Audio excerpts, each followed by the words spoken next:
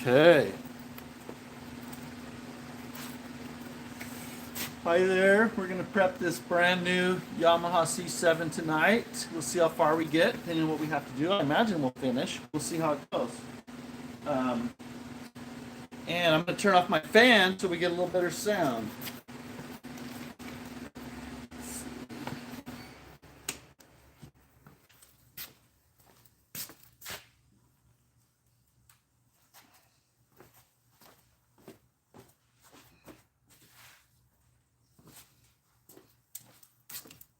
So this piano is brand new, out of the box, never been used, other than we played a few notes on it to see what it sounded like here. And we're going to prep it tonight. You might say, what does it need? Some people say the Yamaha's ready to go, you don't have to do anything to it. I disagree. I think doing some things to it will make it better. And you'll see if you agree with me or not, I guess. Let's get a snapshot of how the piano sounds as it is, okay? So we're gonna do, let me put my piano mic up and running. We'll get this going on. This might just tap out the sound. But I do like getting under the lid here, because we hear a little bit better what I hear from the perspective of the pianist, if we can get closer in. So you'll just have to forgive me that this taps out a little bit on my levels.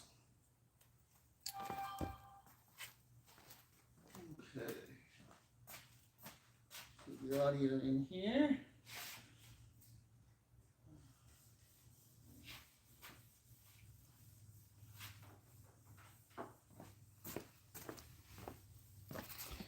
Let's bring you around to the hot seat here. Plug my mic in. I'm going to check my levels on this mic.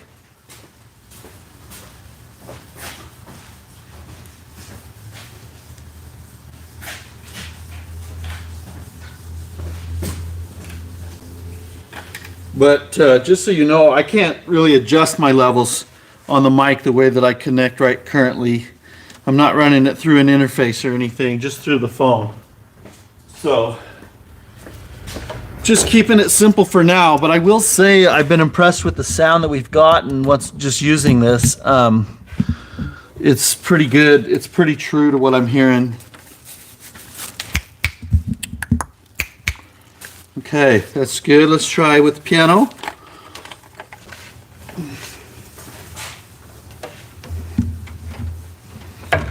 All right.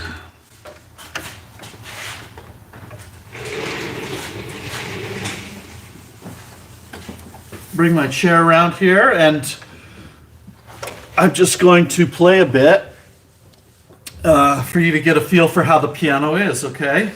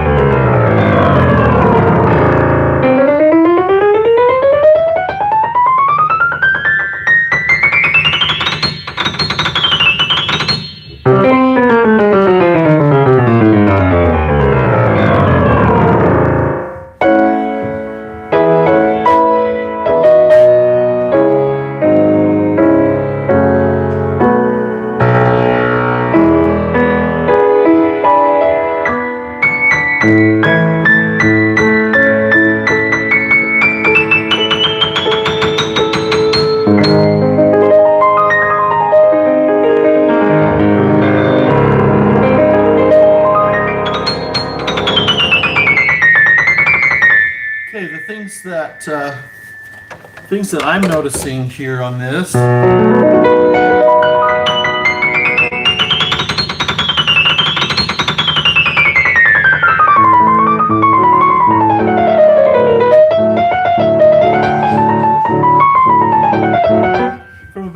G down.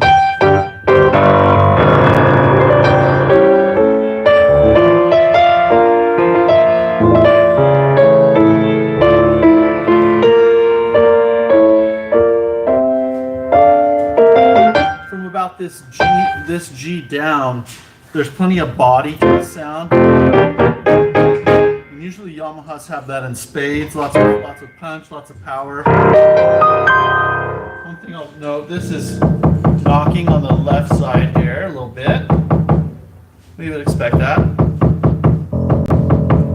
You know, just from shipping and changing. And the treble, when I go up from that G,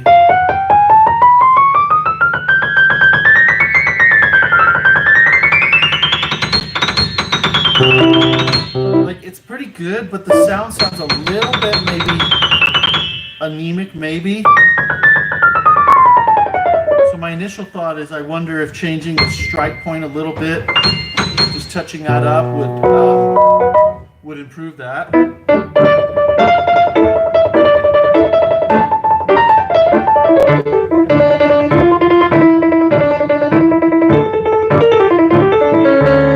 I love the action. I can repeat like, you know, easy.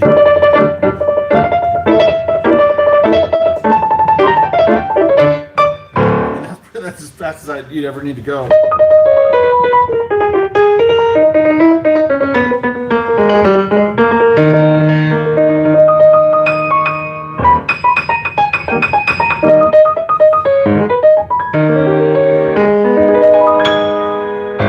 Okay, so yeah, I'm going to check the key fit. I'll show you here. So right now the keys are kind of you know, the balance rail holes are a little tight. I'll show you that when we get into the thing. That's normal for a new piano.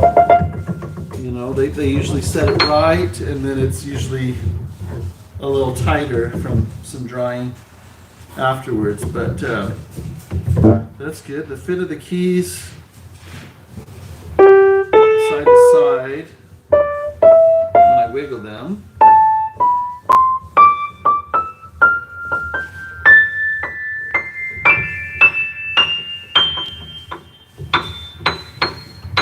Okay, feels good there so far. That's perfect.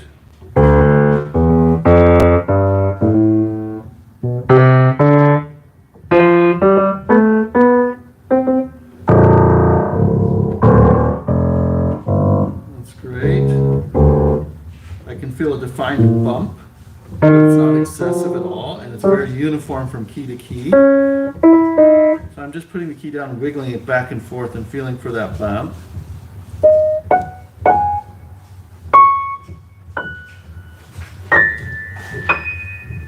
So that's pretty great. Maybe this one, just two keys maybe that I would ease a little bit side to side, just a little bit because they're a little tighter than their neighbors, but they're certainly functioning. The pedals need a little bit of adjusting. I push it down quite a ways before it engages, but that's no big deal. Just the turn of the screw. Let's see. Let's listen to the una corda position. Let's see how that's doing. If I use the una corda pedal, how that's working.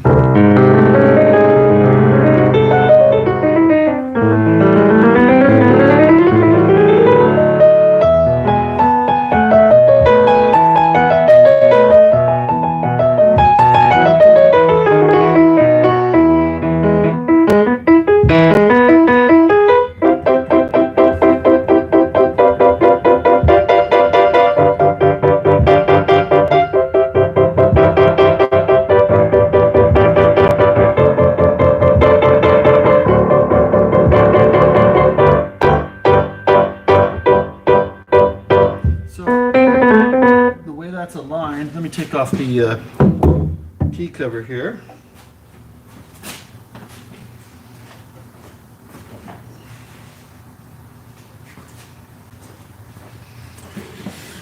Okay, I just want to see how it's aligned when it's hitting normally versus then when I move it over. So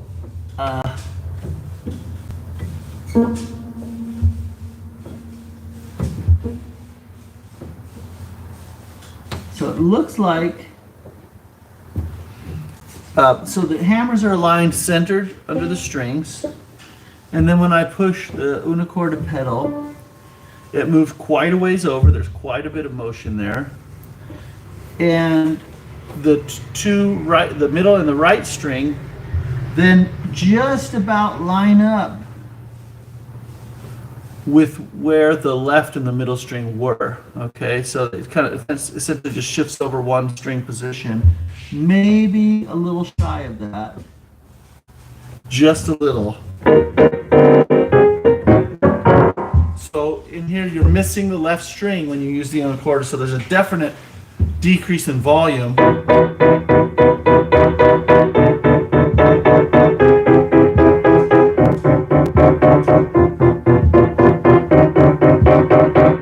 Okay, between the two. Let's see how they align the bass. So they align the bass so that it does miss the left string. Okay. Or maybe just is hitting it, just barely actually on most of them. No, it's missing.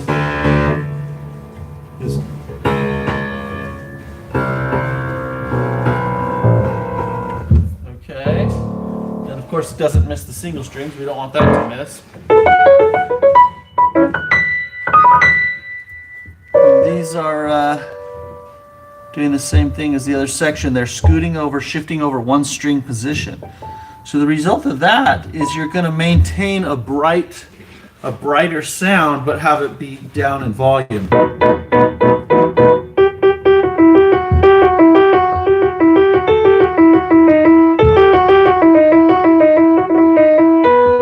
Let's just do a passage.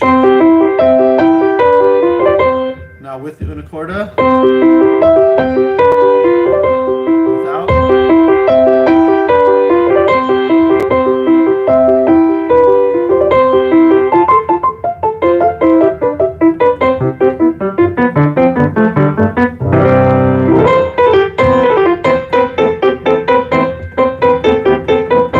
So it maintains a lot of the character that the piano has when the action's in its regular position, but you do get quite a decrease in volume.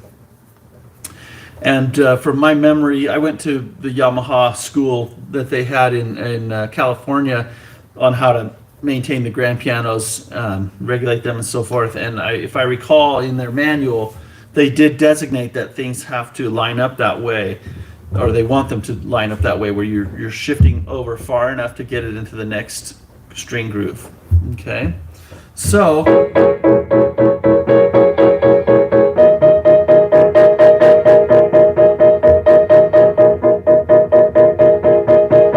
listen to this. If it's subtle, but so here's the regular position. Now I'm going to move the pedal over slowly while I'm playing those chords. And you're going to hear at first there's a drop off, and the sound is more mellow, and then the sound becomes thin and brighter just a little bit as it reaches the next string groove. So it's more mellow. Now I'm going to go further.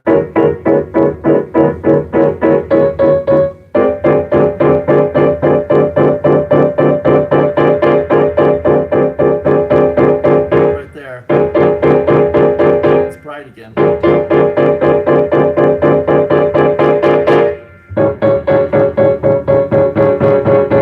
So it's kind of an interesting effect. If you were to try and grade your pedaling, especially as the hammers wear, you're going to get an initial drop off of color to where it would be mellow, and then if you keep pedaling further, then you can also reach a point where it's that thinner, brighter but soft, dainty sound.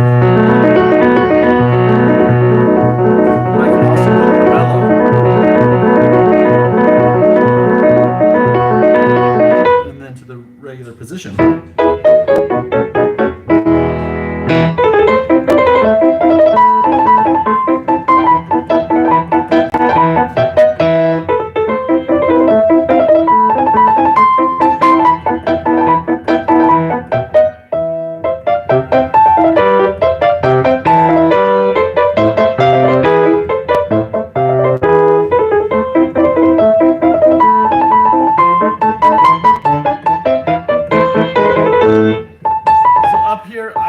I'm noticing that drop in body and power just a little bit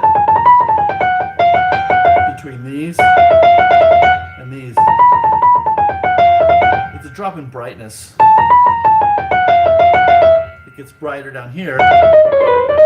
And as I'm playing, I want this color actually available to me.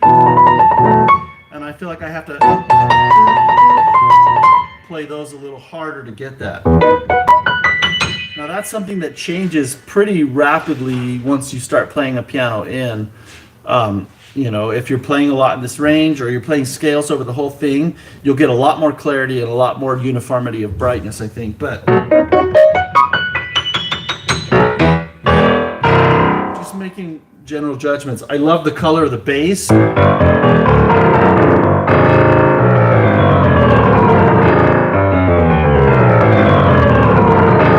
Does get brighter as it tails into there. And what's interesting about that is when I went to the school, this was years ago, of course, I can't even remember what year it was, but it was a long time ago. The manual talked about voicing everything just totally even, not tailing up on the ends, and that's how they wanted to do it. This tails up in the bass right now, but it kind of drops off in the treble, and then it comes brighter, but it's a little thin. Okay, so it's kind of like, so I'm going to be looking at, as I prep this, is there anything I can do to strengthen this area in a good way, and have it be a little more balanced as an instrument.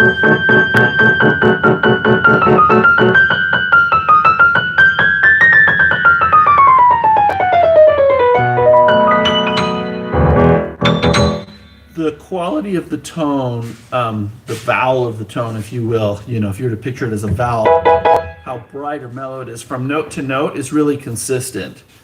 And like I said, plenty of power from like here down, but because this has plenty of power, this feels a little anemic. Okay, so I think that's a good evaluation. Let's be fun to just see like sustain. You know, the tone grows. And definitely sustains very full up here. That's nice. I like to judge a piano with, if I pluck very softly, a strong tone will still maintain.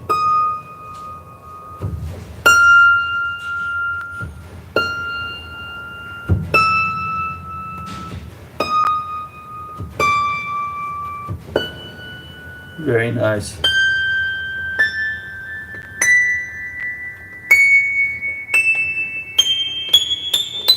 So the soundboard and bridge, the belly, is producing a lot of sustain, uniform sustain.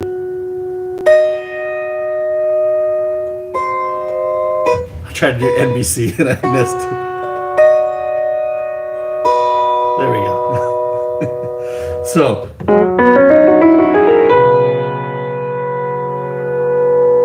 Yeah, very nice.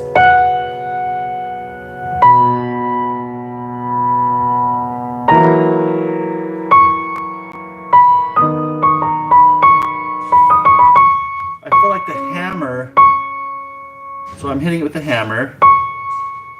Now I'll pluck. I feel like this area has a lot more to give from the belly than what the hammer is bringing out of it right now.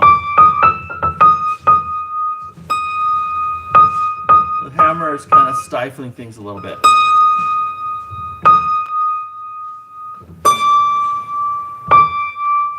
Just making it sound a little swallowed. Okay, so we're going to go through things and see how different things will affect those observations, and we'll go from there. So let me put the camera, I'm going to take it off this other mic. You'll hear me better through the camera mic, and put you kind of right up here as we take the action out and start getting into things. So, okay. Oh, whoops. Can I play Champion Jack Dupree? Don't know it. Sorry. Sorry, Jeffrey. Let's see. Anyway, thanks for joining. I see some people have hopped on now, so that's cool. Thought I was going to be alone tonight, but this is good. Okay, first I'm going to take the cheek box screws out. And I guess I'm going to need some tools to do this, so let me go grab my tool bag.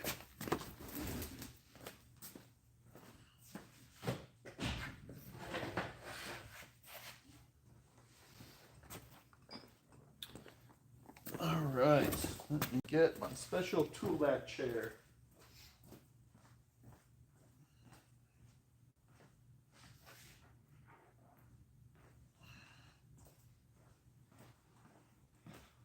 This chair is a lot of fun. I don't know if I showed you that or if you saw it in past videos, but we put rollerblade wheels on the bottom, and I can put my tool bag on there. And also, if I want to get down low and look at the key height, I can comfortably sit here and roll around along the piano. It's so fun. I highly recommend something like that. So let me get out screwdriver. And this one requires a Phillips. Oh, hey, Russell. Yeah, I'm doing a stream, but I'm going to pause the stream for a bit and take care of something, and then I'll hop back on. I'll keep the stream running, but I'm going to mute the mic.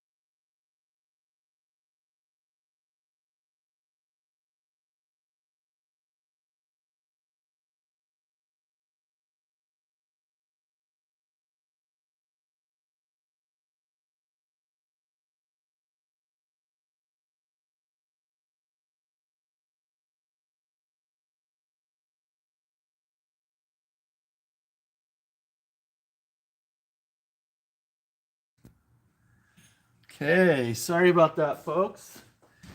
I just had to take care of something there that took a while.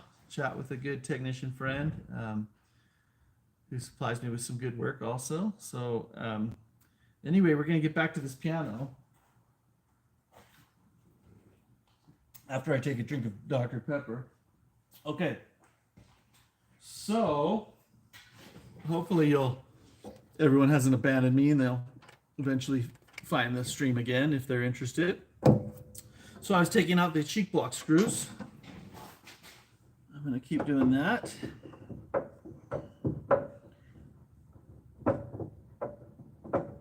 And let me move the camera around where we can get a view of the action. The action. I wish I could figure out how to reply to the chat. If anyone knows, I don't know how to do that yet from when I'm streaming from the phone. So if anyone knows, feel free to clue me in. But thank you for your comments. No action. We're going to get some action real quick here, Jeffrey. And I don't think we'll have any more interruptions. Should be getting late enough here that everyone else is sane enough to quit working except me. So put those cheek blocks aside, take the key slip off, set it aside.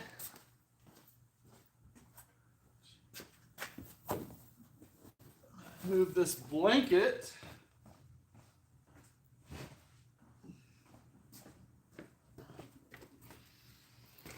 Okay, let's get into this puppy. First thing I want to do, so that I have access to change things as needed, is to move the, to detach the key upstop rail. Okay, and someone has absconded with my screwdriver. Let me go grab that.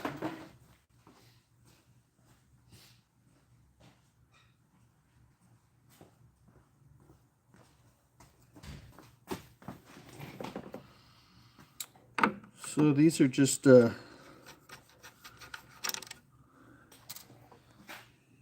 little nuts that come off, and we have Phillips on the ends of this. You know, today's been a good day. I hope anyone watching has also had a good day.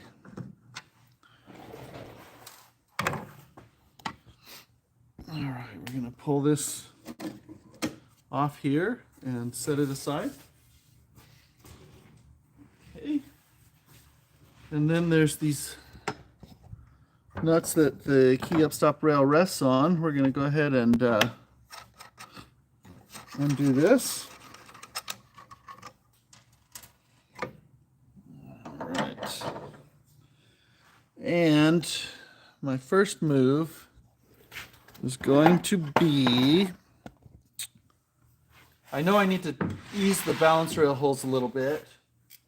Before I do that, before I take the stack off, I'm going to check all the screws. These in the metal should be totally snug, of course. I wouldn't expect them to have much play at all. These screws here hold the, these bigger ones hold the let-off rails, so those go into wood. They might have a little bit of a turn to them. Just snug those.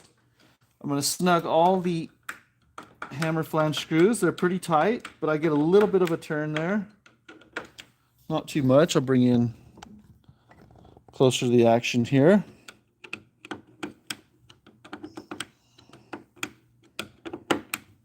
I like to use my lower hand to just guide it from one to the other quickly and turn from the top, and that seems to work pretty well.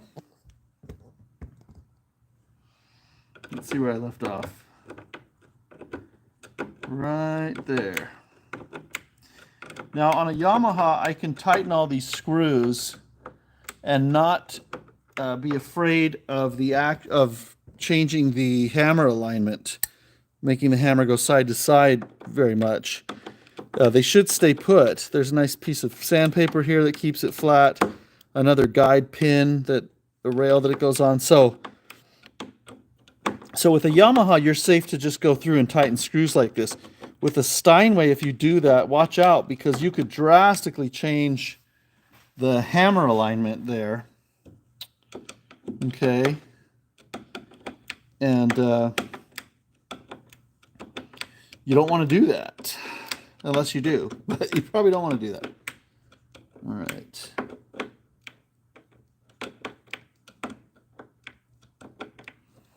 Okay, we're just tightening more, tightening. Okay, here we go.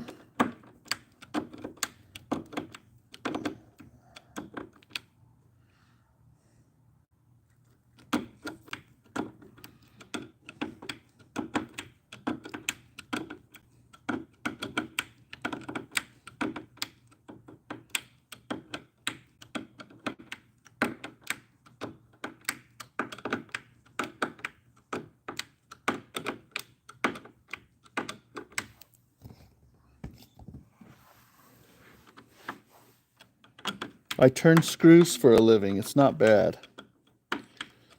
Not a bad gig.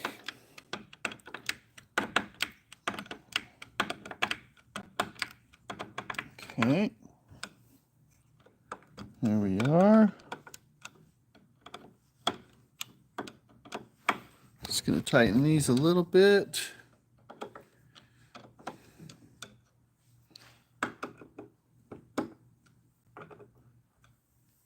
Alrighty. Now we're going to ease the keys next. So I want to take the hammer stack off. So I'm going to undo. Now on a Yamaha, the front screws are angled in to lock the action into place. So I want to remove them first. Okay, and I want to make sure that I have an order, and that I remove these angled screws first. This is their instructions. When I say they, I mean Yamaha. And okay.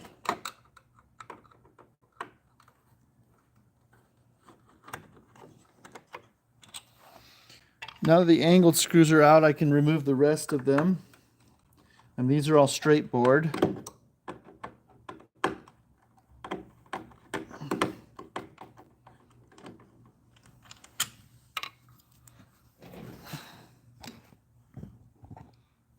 Okay, here's another one in the back.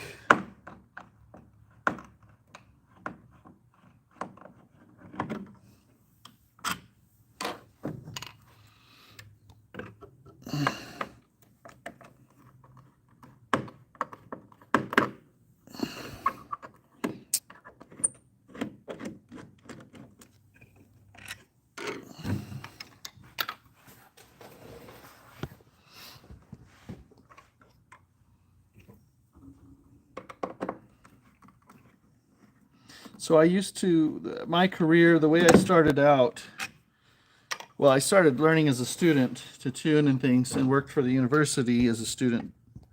But after that, I got a full-time job with the Yamaha dealership here in the Salt Lake City area, and worked with them for probably about 5 years.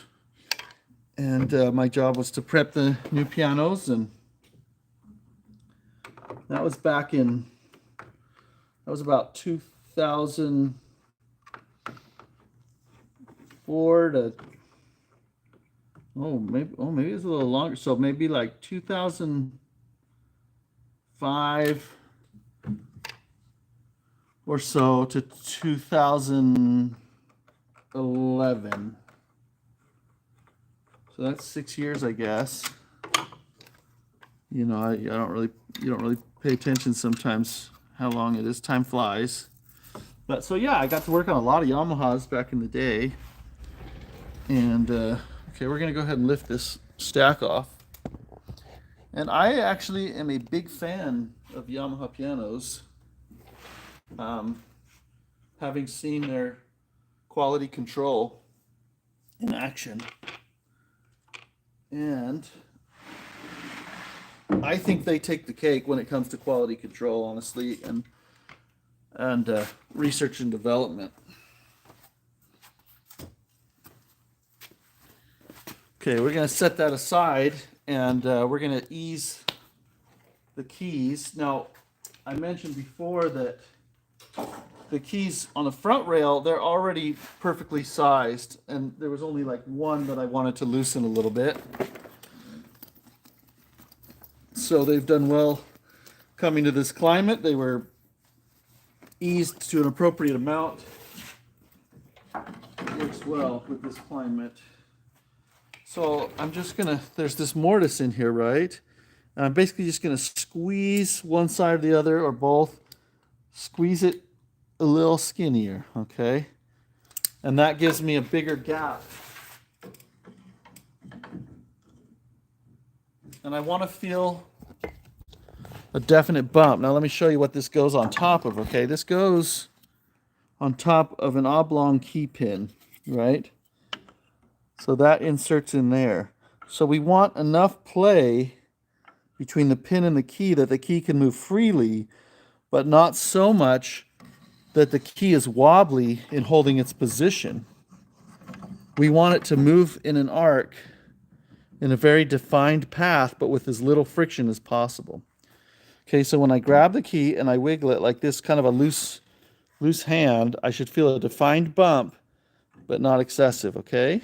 And that was the only one that when I checked them all, that I wanted to change. Let me show you a fast way, what I think is a fast way to evaluate a keyboard for tightness.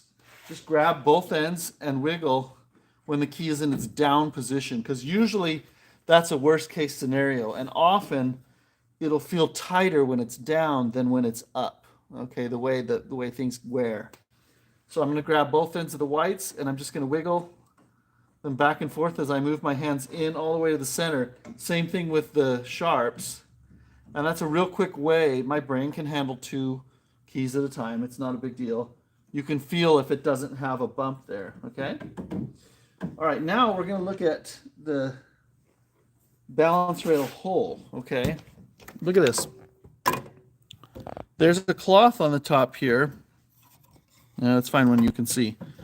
Okay, there is a bushing cloth on the inside of this, right? Let's see if we can focus on that a bit. We almost had it. Oh, there it goes. Okay, that cloth only goes about 3/16 of an inch deep. Okay, and it's meant to brace the pin. Sorry, I can't hold that still very well.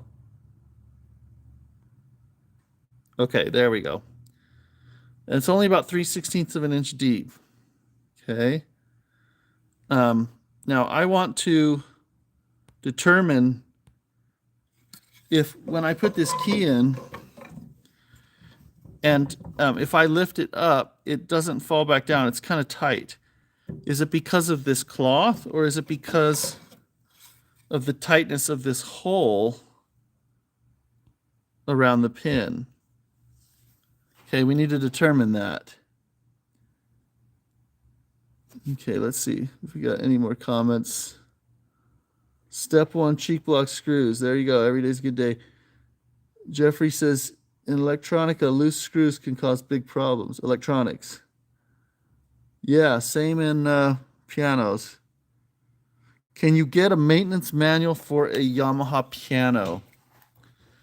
I do not know, but you could always call Yamaha headquarters and ask that question. I can give you that number. Let me get my phone.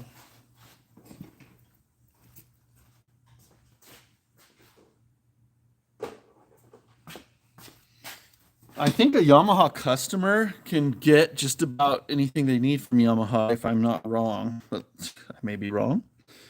Let's look up Yamaha.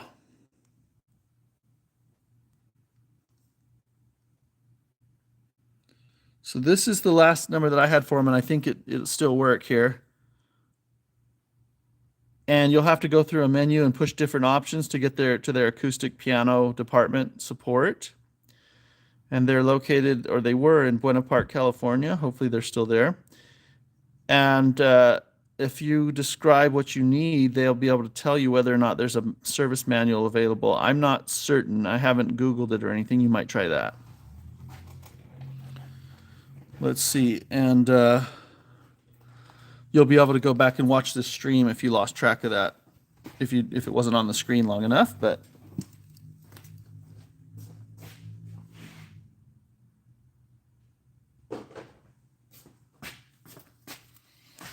okay, so what I was saying, this hole could be really tight around this pin,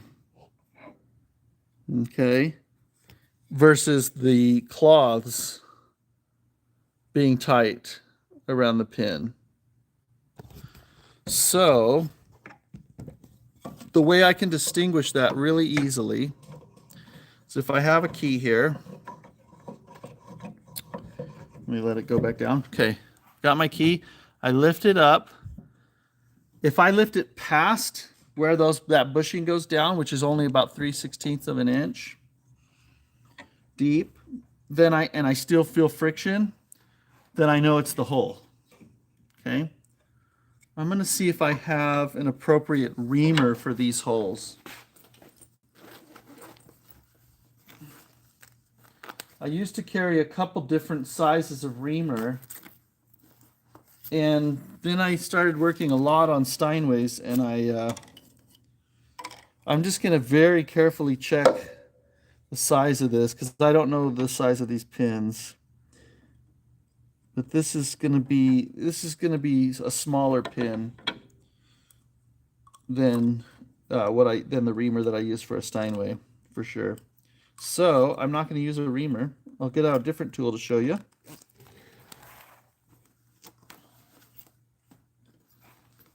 And this tool, this is a copy of what was originally a Yamaha tool called the Yamaha CF tool with some changes, in a more ergonomic and smooth rounded handle. But essentially they use this end to ease bushings. It's wedged, right? So they can kind of gently go in there and enlarge the bushing, either here or under the front of the key. And they use this end to size the hole because it's tapered, so the farther you go in, it will enlarge the hole more. But we don't want, this is important, and it's easy to mess up, okay? So this is like a big red beware. We don't want to enlarge the hole front to back because then the key will have some looseness that will allow it to go, chunk, chunk, chunk, chunk, chunk. I'm exaggerating, right? But it would make a noise and you'd lose some energy there, and it could be noisy too. So you don't want to enlarge the key that way because it causes alignment issues that you don't want. But this tool is meant you insert it through the top, long ways, okay, with the bushing. And then, I'm sorry, I can't focus on that. And then as soon as you go past this 3/16 deep cloth, gosh, I wish I could focus on that a little better. As soon as you go past that with the shoulders of this tool, then you can turn it 90 degrees and then you'll be sizing the sides of this hole, not the front and back, okay? So I'm just going to stick my tool, and this has to be so gentle. We don't need much here. We just want enough to loosen it up a little bit. So I'm going to stick the tool in 90 degrees, and I'm actually going to kind of wiggle it a little bit this way and then twist it just slightly and then see what I have. Almost there, but it's much more free just even with that. Okay, now there we go. So this is what I want. As I lift the key just a little bit, it goes back down like that, just barely, okay? I might take it just a hair past where we are right now. This is going to a more humid area, region near the California coast. And so I don't know what that climate, how that's going to behave on things, okay?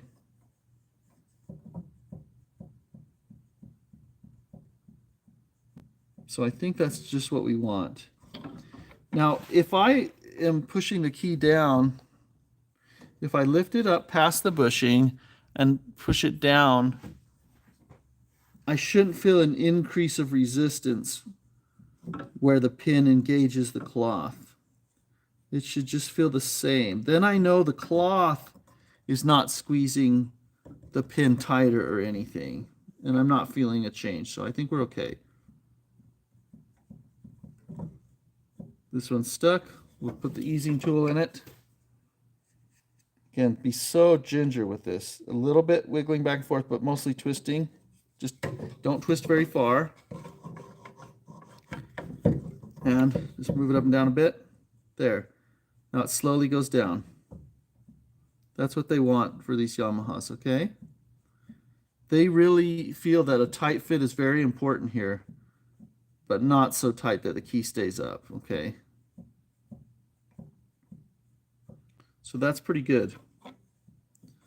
So I think all these keys will just need that same treatment to the hole, not the bushing. The bushing looks fine to me. There was something else I was going to say with that. Oh, then I'm going to check that I didn't go too far in this way. Let me get you up where you can see this. Okay, so if I'm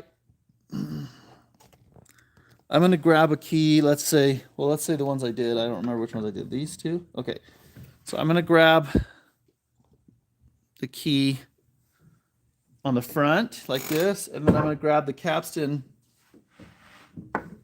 on the back here, and I'm going to move this force, like just put pressure this way, back and forth to make sure that I didn't overdo that easing and ease it front to back, okay?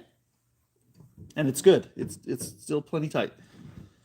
Since I have the camera in this position, I'm going to go ahead and keep easing up from here, and then we'll catch the base section after this.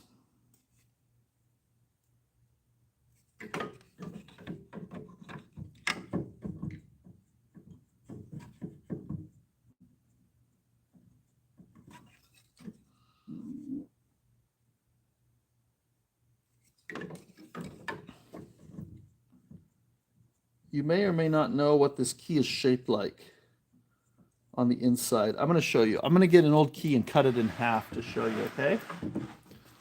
Let's go grab an old key. I may put my life in jeopardy here going up the loft, but I think we're okay. So we're going to go grab a key from an old key set where I replaced the keyboard, okay? So here's my sketchy loft, and hopefully I don't fall through to my entry, but I'm just going to grab any old key here. We'll grab a sharp, okay? That will do. Then I'm going to come down. At least if I die, it'll be on YouTube, and I'll be famous. Okay, here we go. A little bit of backwards thinking, eh?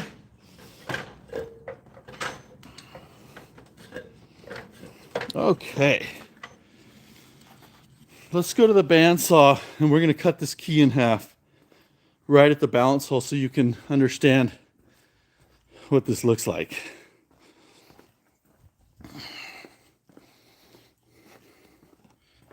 I'm going to go get my little phone stand.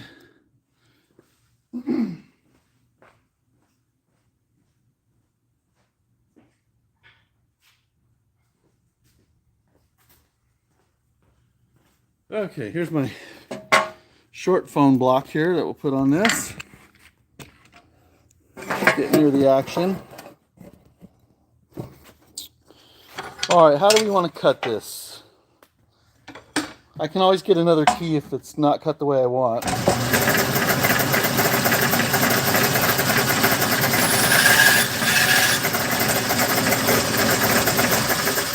Okay. So this is the inside of the key, right? Just bisected. Look, the part of the hole that fits onto that pin only goes up this high. I need to make my loft a little more safe, huh?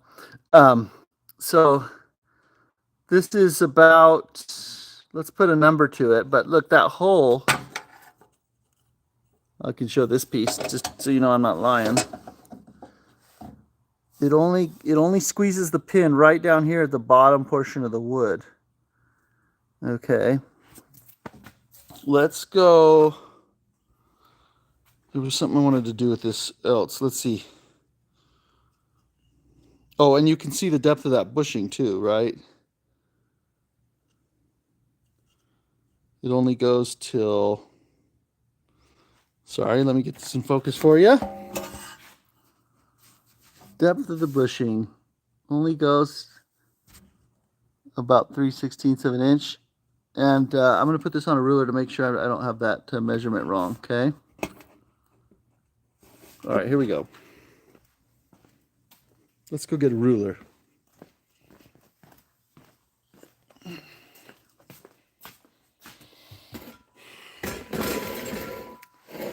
You know, I used to keep a ruler where I could find it.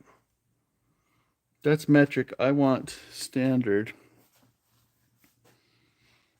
And someone took it.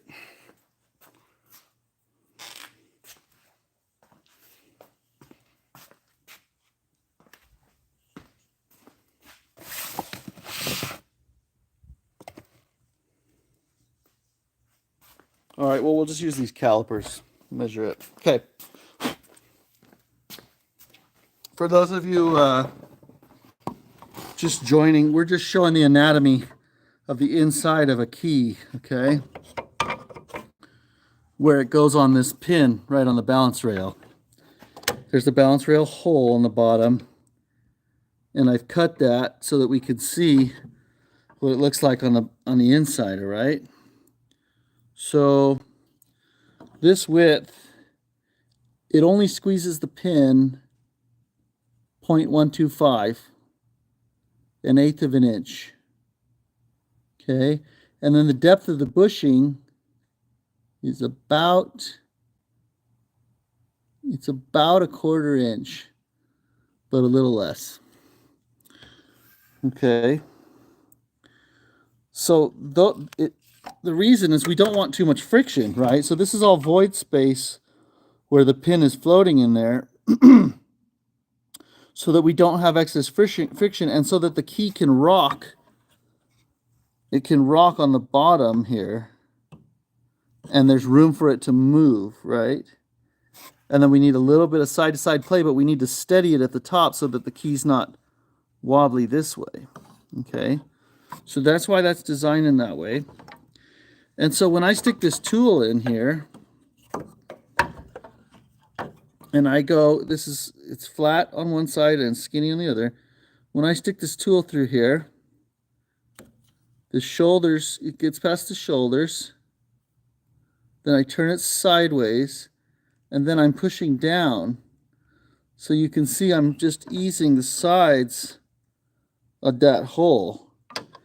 And I might also wiggle just a little bit like this, and I'm enlarging the top of that hole, making it more like a funnel front to back. So that,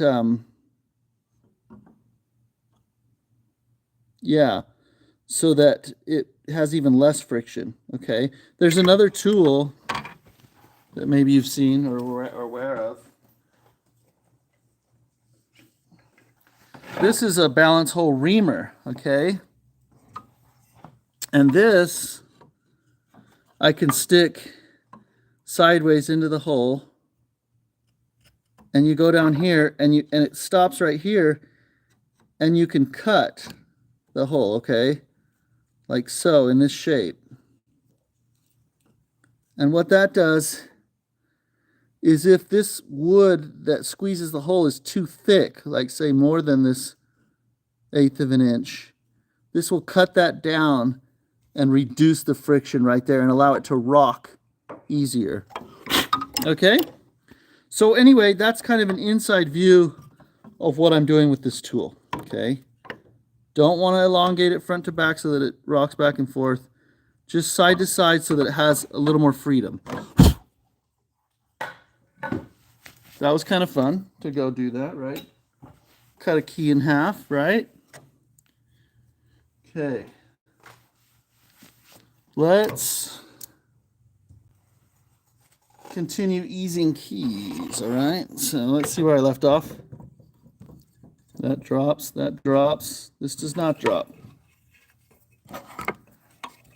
And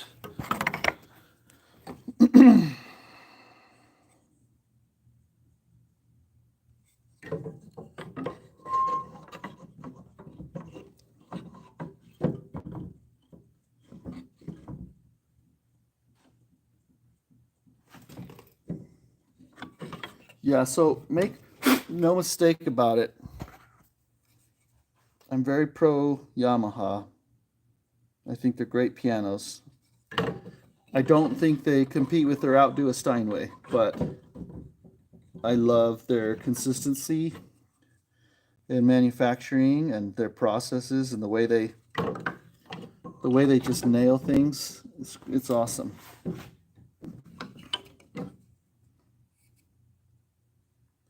This is kind of a custom fit job for each key. You can't just say, I'm going to sink the tool in this far on each one, because these pins might be machined slightly different. And we want to get this really uniform and exact, okay? Okay, you go a little farther on that guy.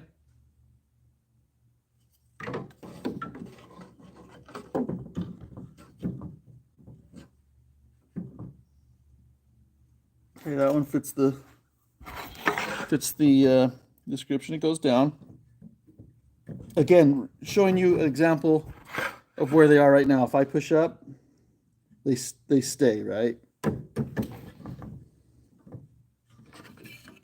Okay, let's keep going here.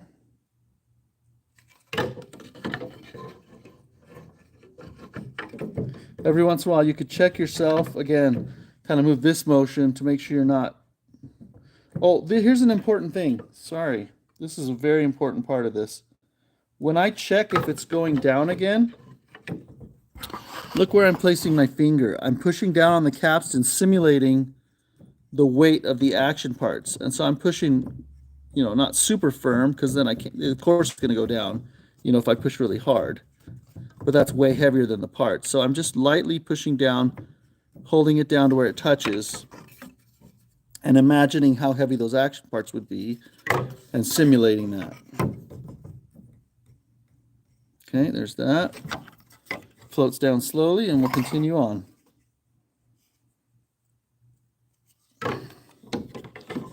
Often when I ease the keys on a generic piano, or if I ease them on a Steinway, I'm not gonna, like these I'm leaving fairly tight still. They're very snug. But in general, I ease a lot more than that for a lot more freedom, like on a Steinway or something, just because I know it's going to change. But this is the way Yamaha designates to do it, and so I'm going to do it how they say. And honestly, I haven't been working on enough Yamahas recently to be confident in saying, well, that does or doesn't work, I need to do this instead. So I want to teach you the right way, what you're supposed to do here.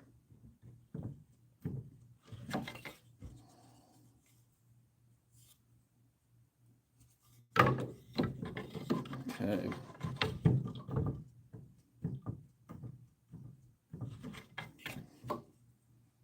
If you've watched me prep the Steinway through the other series, you'll know that in general, my piano prepping procedure is really similar as far as what steps I take and what order, First thing I want to do is eliminate excess friction to make sure the action feels good. And easing keys is the major component there. And then I'm going to align things. I'm going to make sure things are aligned right. the action parts, the strings. I'm going to make sure they're aligned for maximum clearance between parts so that if things warp or change, they're not going to interfere with one another. And every once in a while I can check myself that I'm not overdoing it front to back, and I'm not. So we're good.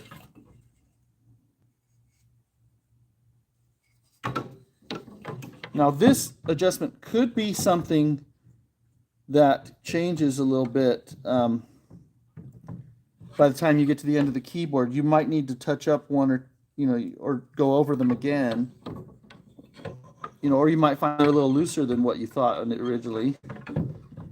So it's good to do it in a couple passes just to check that you're ending up where you think you're ending up as far as how loose they are. Okay.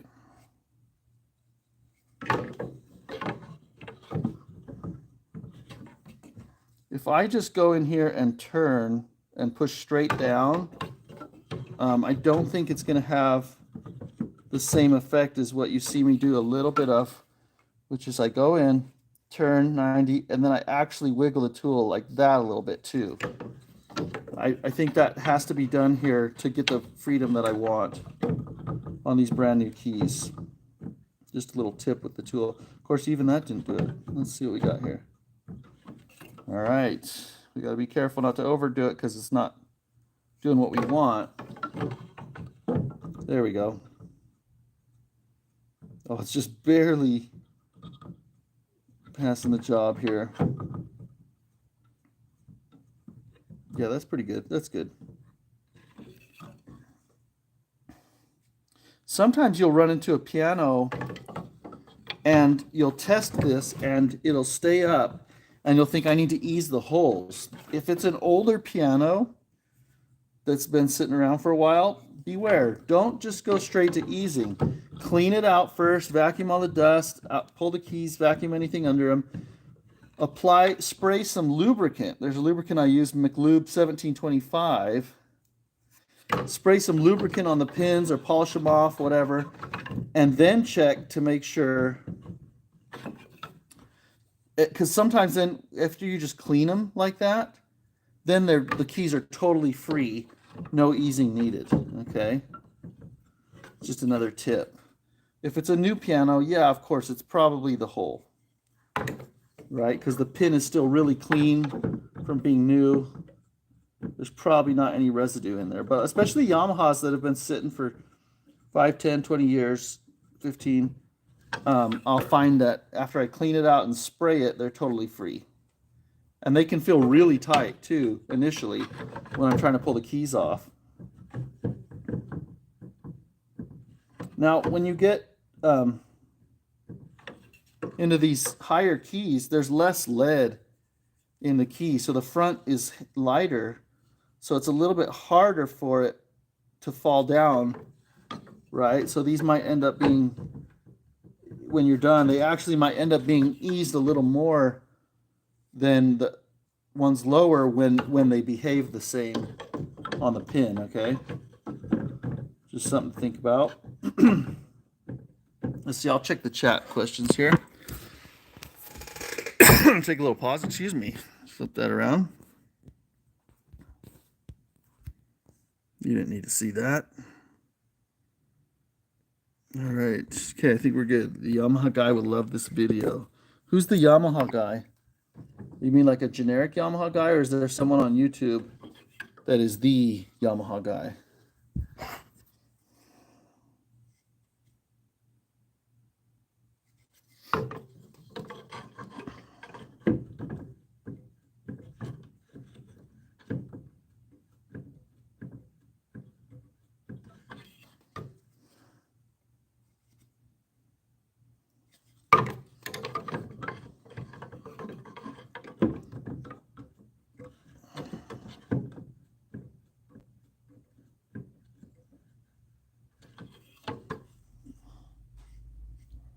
You'll hear me say this like 10,000 times.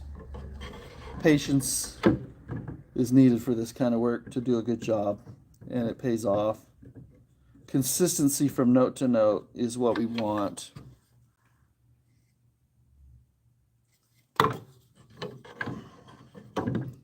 this will contribute, although maybe a subtle amount, it will contribute to the feel of the keyboard and the action.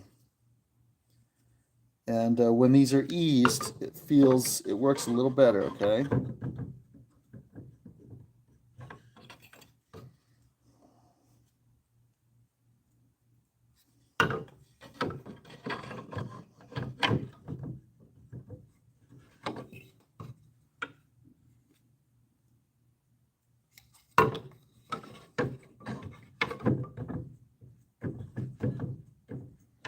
Again, you get up here and you think you're doing enough, and then you realize it's a lighter key, and so it takes a little bit more.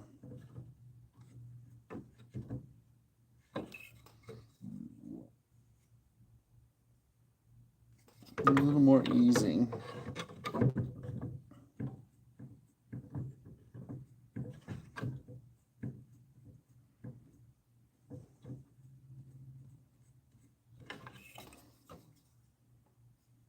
Now I'm just going to keep this stream running tonight while I work on this piano. I don't care how long it takes.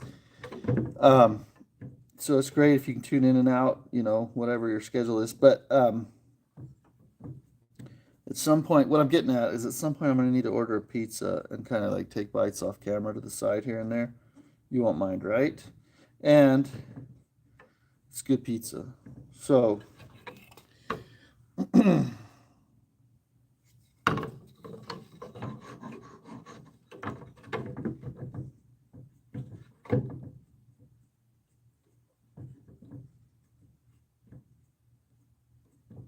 call that one good. One distinction they made in the Yamaha class back when I was in it, it was called Little Red Schoolhouse back at the time. And now that course has been sold to, the rights of it have been sold to the Piano Technicians Guild. And I believe they offer the class still. But it was taught by, for years and years by Leroy Edwards, a really great technician and an excellent educator. And he taught the session that I was in person, and that was a real honor. I really appreciated his explanation of things and the way he went about it. In fact, I'm going to quote him when he made the videos for the 37 steps. That's what they called, Yamaha 37 steps. One of the first things I'll remember, he said, if you want to do a good job, you need three things. You need the desire to do a good job. You need the correct information how to do the job. Except I would number two, I think maybe he would have said, you need the right tool for the job. And then you need the right information how to execute that adjustment or how to do that job. So you need the desire, the correct tool, and the correct information. And that's kind of I love that. I just see that so much. The tool makes all the difference that you have. It's got to work. I was kind of left with a bad taste in my mouth when I realized, not long into this field, that there are lots of tools and jigs and supplies for sale that don't work very well. And they're sold by the main supply companies just like anything else, you know, and so you can't just assume it's going to work great just because a piano supply place sells it. And naive me, I mean, I was young, right? I was 23 when I started learning. So that kind of burned me a little bit. I thought, what? This tool doesn't work, you know, or you have to modify it. And people say, well, that's common. That's just what you need to do. I'm like, well, why don't they just make it right in the first place, you know? Or I wonder, like, have people not tested out this tool? They're just selling it, and that kind of baffled me. But anyway, I've held to Leroy Edwards, that what he said about the right tools, the right, you know, the desire, the right information. And so that's kind of my aim in doing my channel, to provide good information, hopefully it fuels our desire. You know, when we talk together about it, we see it in action, we kind of get excited again about things, or for the first time, and just can't wait to give it a try, especially when we get that tool that we need to do the job and it works right.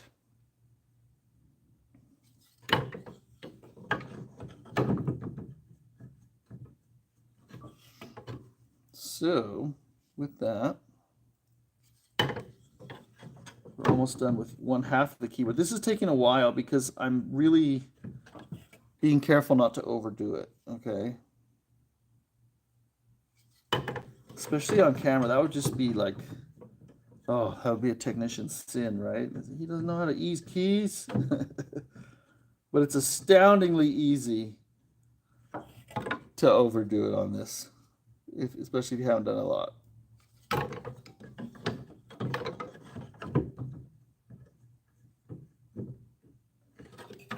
Okay.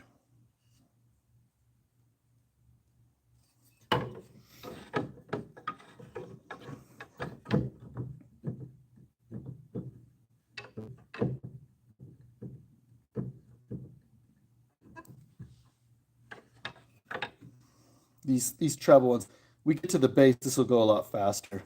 It's hard because I have to ease these more, but like I said, I want to be careful. Plus, this piano is an awesome one, and it's for my older brother, actually. It's his piano. And I want to make sure it's working well for them.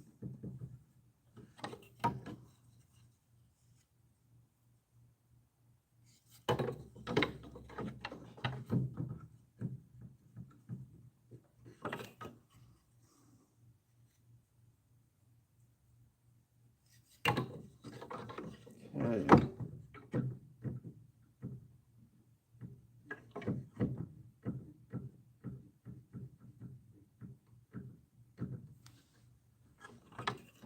Almost there.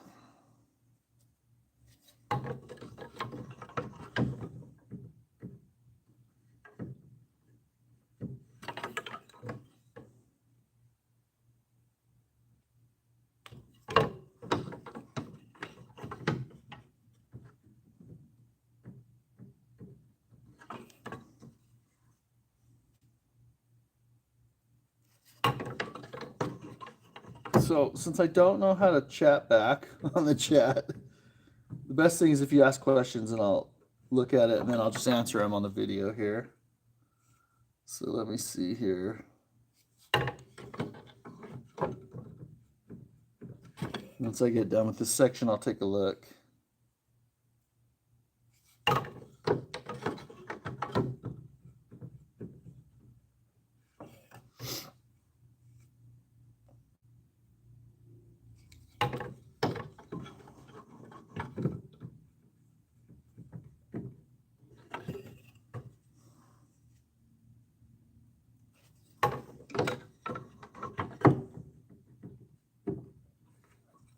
Now this key is very heavy in the front because of all this wood. You wouldn't believe how heavy wood is, you know, relatively on this key. So it doesn't take much at all to get it free. Trust me on that one. See, even just took my first pass and it's already fallen. Fine. Okay. All right, let's go. Let's move down. Easing scale. I'm going to put you a little higher on a tripod. See if you feel a little more comfortable down there. Let me go grab the tripod.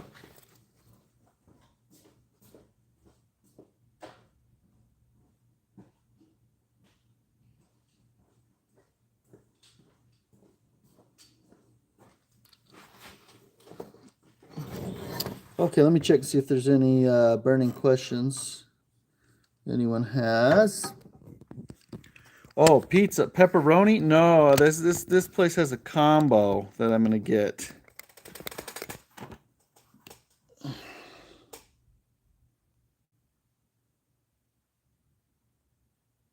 Oh, there was a Yamaha guy who was waiting for this. That was waiting for this job on the stream, huh? Shoot, I hope he comes back. Yeah, I'm gonna get a combo pizza. It's really good. I don't know if this chain is everywhere, but it's called Big Daddy's, I think. And they'll deliver to me, and it's really good. I'll share some with you through the airwaves. Okay. That's making me hungry to talk about it, but can you see what I'm doing? Yeah, okay, we're in view. We're in view.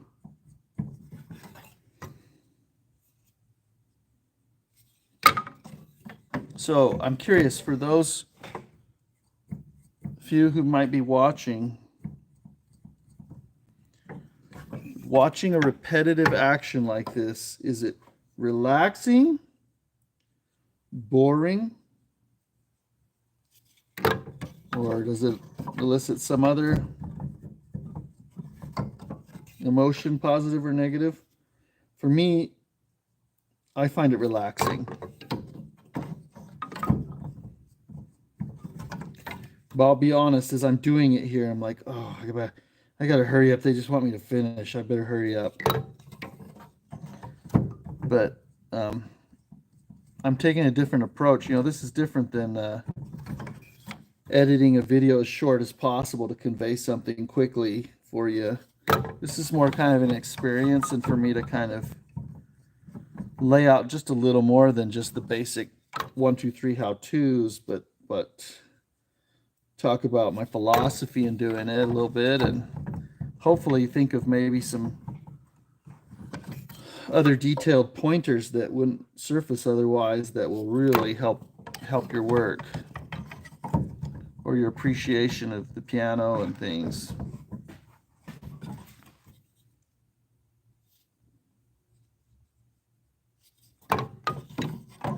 Okay. If you know anyone that would enjoy this stream, feel free to pass it on, of course.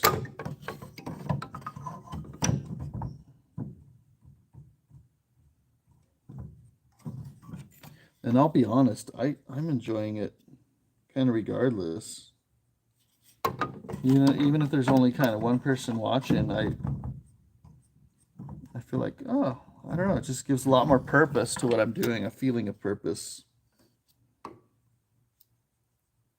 I could prep a piano, or I could prep a piano and share the experience with someone else, and maybe even help someone else get into a way of providing for themselves that is really fulfilling for them based on their skills and desires and aptitude.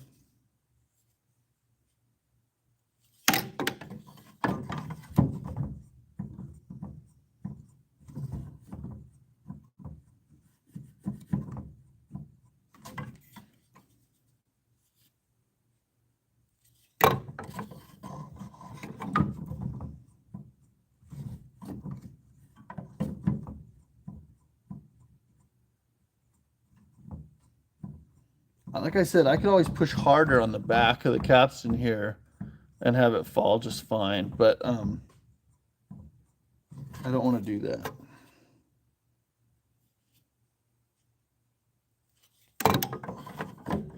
Because then when I put the action on, they'll still be stuck.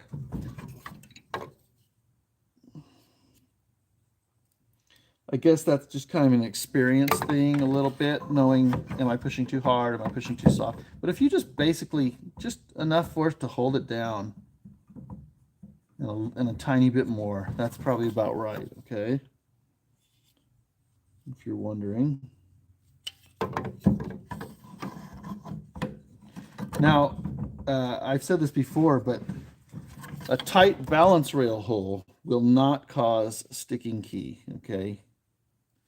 So if you come to a piano and it seems like there's a lot of friction on the key, it's not returning well, you can rule out the balance rail hole as a factor. Check the front rail instead. And if the front rail's fine, then maybe a key rubbing, maybe an object in the piano. And if not that, then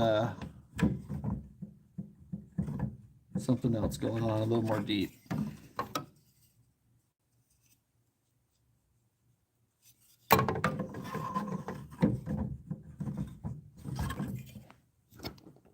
take you with me down the row here.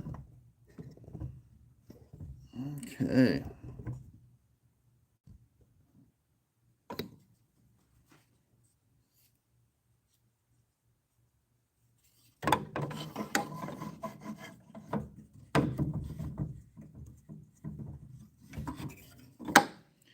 Again, we get more leading in the keys the deeper we go.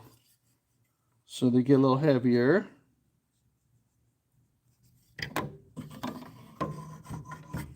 Now, you'll remember I said I loved the feel of this action. It was great, right?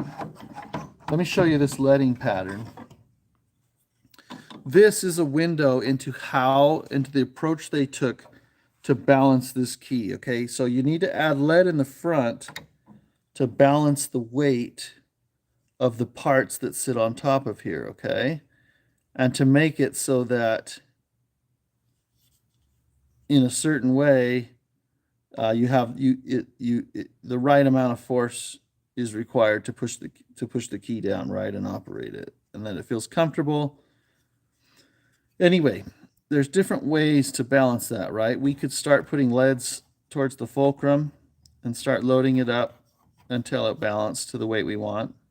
Or we could start to the most extreme point on this side with one and then see if we need to add another, and then see if we need to add just a tiny bit more. The closer to the fulcrum, the less effect it has, right?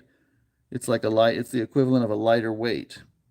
So we can tell by the fact that there's two large leads here and a smaller one here that they started leading with the front of the key, okay?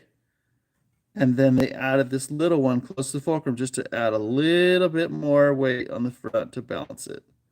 So they had that approach. You'll see some pianos, some older Steinways, or even maybe rebuilt pianos, the approach, they're going to start leading from here and go this way because they feel that there will be less moment of inertia, okay? But look what Yamaha does, and I love the feel of this action. Anyway, something to be said for that.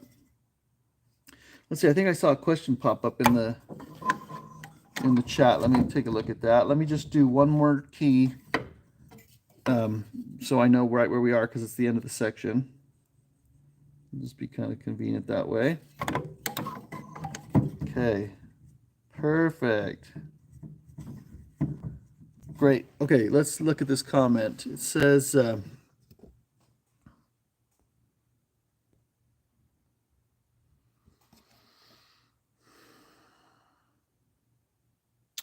why was the far right? Oh, wait, let me go back a little bit.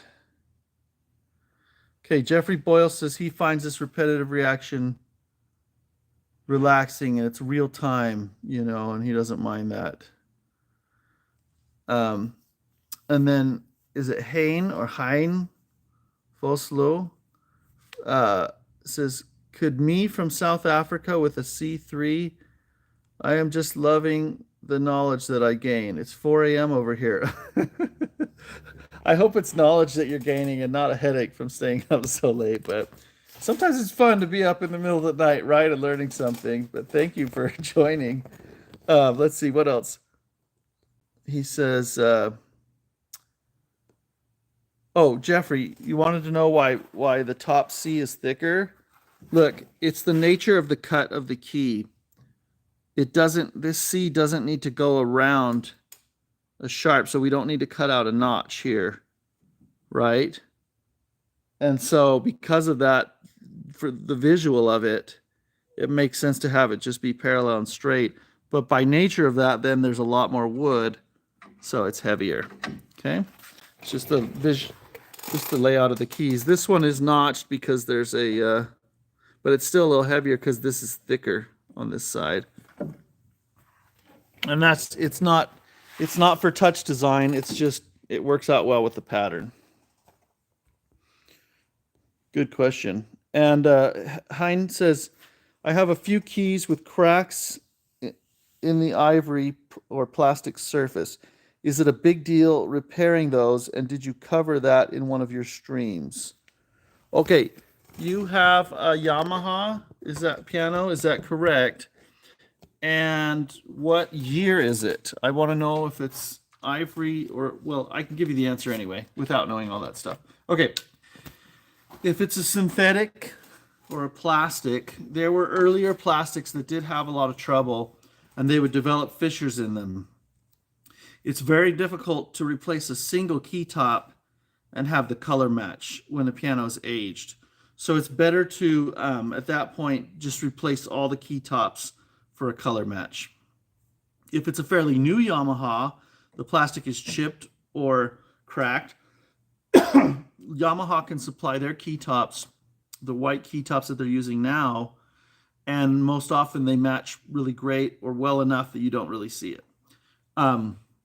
If it's ivory, you can't replace that with ivory, at least not in the US you can't, unless you had an old piece lying around. And unless you got it from a Yamaha of the same vintage, it would be very hard to match. And even then, it might be more yellow or white than its neighbors. And you might have to do some work on that. I choose to not work with ivory. I don't do ivory repairs unless someone has a wafer that just came unglued and it's sitting there. Sure, I'll tell them how to glue it or glue it on. But hopefully that answers your question. Let me check if you responded here with what kind of piano or anything. Anyway, I'll keep going on the key easing here. And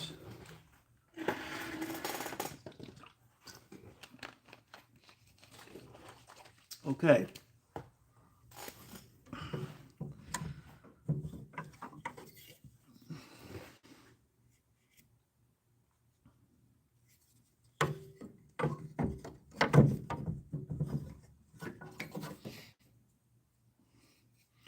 So if this piano were staying in Utah, I would predict that I would ease the keys here like this.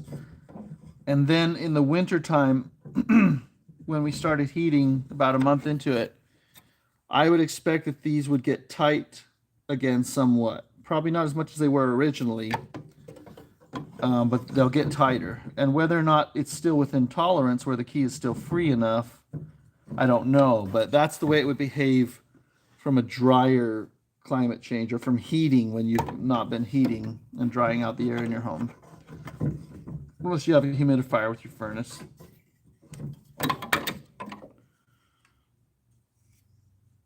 Okay.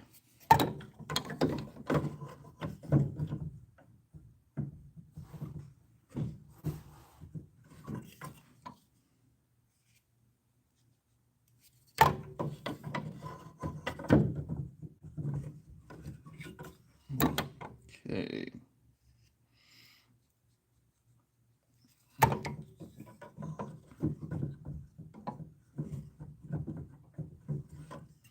Yeah, with key tops, there are a lot of people that really want to preserve the genuine ivory, and I don't like to, unless it's in really good condition, no chips, no cracks, and it just is very flat on the top. Because I really like the feel. If you want to play difficult pieces, I really like the feel of a consistent flat surface on the key top. That's my opinion on it. But if a customer wants to preserve the ivories, I'll do it. For instance, this piano here, this is a Steinway B, quite an old one, and it has ivory on it with chips and things. But the customer wants it to look kind of antique, even though it's going to be refinished the rest of it. They want to preserve, in as much as possible, all the original type things that are on it. So it looks more like a preserved antique rather than a modern instrument. So that's what we're going to do on that one.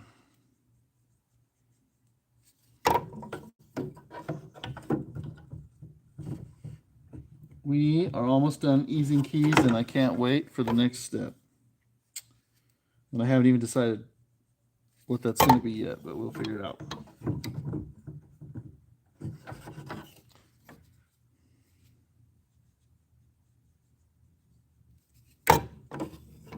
Okay.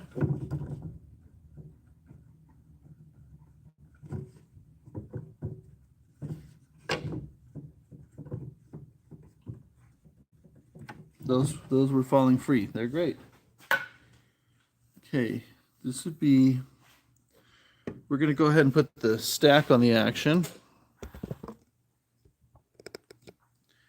And the trade-off that you're going to have to allow me, you know, in this kind of exchange of information and sharing of information, you're just going to have to allow that I'm going to take a sip of something once in a while, or take a break, or order a pizza. Okay, you can afford me that, right? And you say, well, why don't you just do it a different way? Well, I don't want to. I like doing this. I like doing the live stuff. Okay, I'm going to get the action. Now, I can hold the action here there's a wide gap, that's pretty safe. And then here there's a bracket, that's pretty safe. I can hold that without hitting any wood parts and bumping them to the side and breaking them. I'm going to set the action down on these metal feet. Won't harm a thing. Okay. Then I can pull the keyboard out a little bit. And I can bring the action up onto the keys. Okay.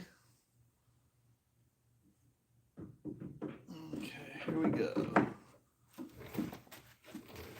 Got it. Now we are going to get our screws.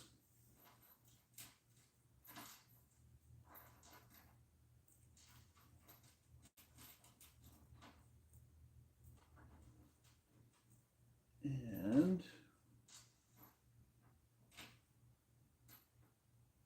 I think that's all of them. So I'm just going to position these screws where they go in the holes. These are all uniform length. Some pianos you'll have different lengths for whatever reason. You might want to watch for that. Oh, that's lovely. Let me go get a magnet to pull that screw out of there.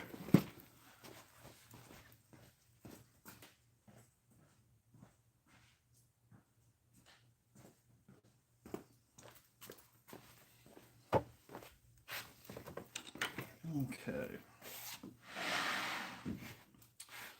Little magnet pickup tool is speaking of having the right tool, that's a great one to have working on pianos.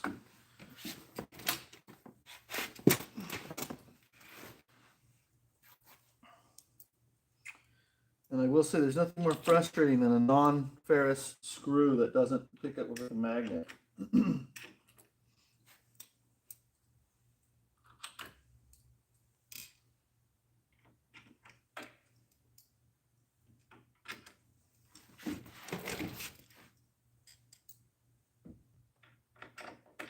Okay. Now the way that Yamaha, at least that they used to put things together and align things with this, they want me to make sure that it's pulled all the way this way. I'm going to back thread the screw and run in this front left screw. And then I'm going to run in the front right screw in the same way.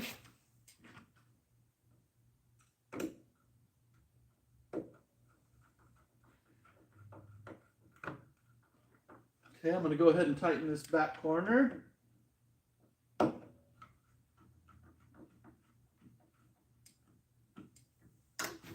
Now I'm going to tighten this back corner and then just tighten across the back.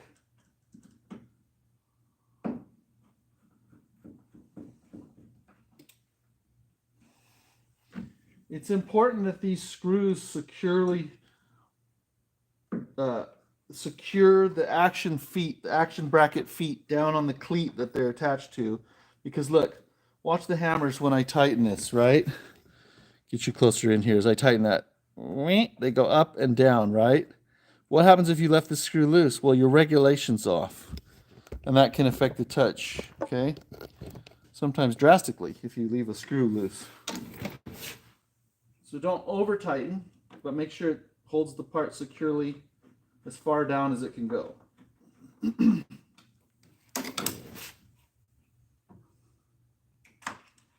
worst thing you can do, I don't know if it's the worst thing you can do, but one unfortunate thing would be is if when this hammer was up, you came across from the side and hit it with side force.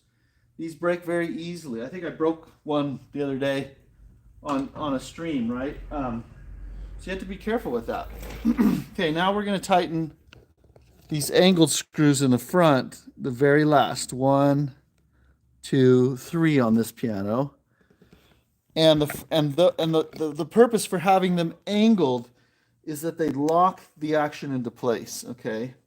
So if you run them in first, it might cause the action bracket to be out of position when you tighten the back one. I think that's the correct explanation for why they have this system, the way they secure it down, if I remember right. And look, here's the hammers going up and down, up and down as I secure the final bit. All right. So those are all secure. And our keys, we can check that our balance rail hole easing did the job. Let's just lift a cluster a little bit, and look, they fall down. Look at that. Look at that. Just right, all the way across. Now let's try the sharp, okay? Good. Oh, I was going to say, Yamaha did make the distinction when I took the class. Don't lift it so high, you know, that it gets stuck. Like, oh no, it's not eased enough. That doesn't count. Just lift it a tiny bit. Just a tiny bit, and it should fall from there, okay? And I think that's the way they teach. Okay. Now, so we've checked the friction on the keys. It's muy bueno. I kind of looked at the hammer alignment here, and I already tightened these screws, by the way, across. I want to tighten also the whipping screws. We'll get to that in a bit. But first, I want to align the hammers the way I want. And I'm noticing here, look, here's one that's closer to its neighbor and then a wide gap, okay? If this were to warp and twist over time a little bit, which they can do, it might run the risk of interfering, okay? Now look at the marks of the strings, though. They're aligned consistently. So the hammer's hitting the string correctly, okay? But it turns out that that distance, when it's up high, is not even, okay? I'm going to scoot this hammer over, but then I want it to hit that string, okay? Because I want maximum clearance of parts. So then what I'm going to do is I'm going to prop up this right side of the flange by putting paper under there, and it'll cock it this way, so the hammer will move to the left, so that by the time it hits the string, it will hit it in the appropriate spot, but that will also allow me to space the hammers more evenly. I don't know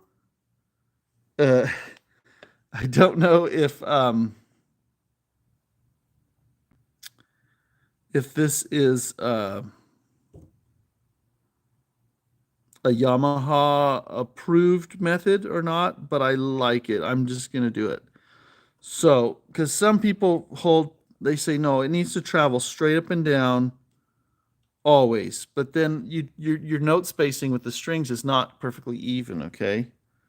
So I'm going to work on that for a second. And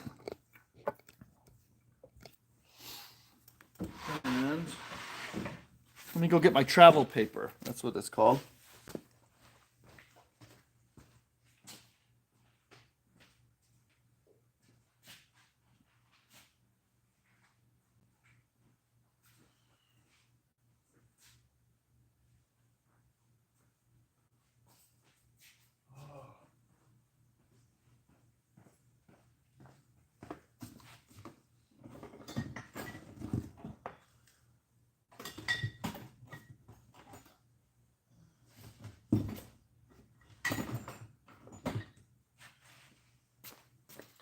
I just figured out who took my ruler that I was looking for. It was me, because I loaded up a box of supplies to go on a job elsewhere. Anyway, okay, so what we have this travel paper, and this is art gummed paper, is what this is. It's got some, oh no, I'm almost out. I've had this paper for my entire career, just about, minus a couple years. And the roll has lasted me that long, and now it's out. Now I need to figure out where I can get it. but we only use a little bit at a time. So I'm going to cut a bigger strip like this. And this just has an adhesive that's activated with liquid, so I lick it. Okay. Now I'm going to make the elementary school lion's mane here. I'll show you what I mean here once I'm done clipping.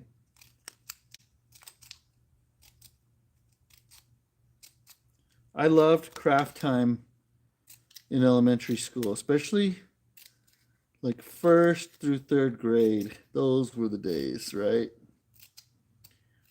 We'd make tissue paper flowers. We'd make lion's manes like this, okay? And then notice the thickness on these. It's a certain thickness where I can kind of hide it under the flange just right. It won't interfere with the screw. I'll show you what I mean. Okay, so memorize. Look at this spacing here.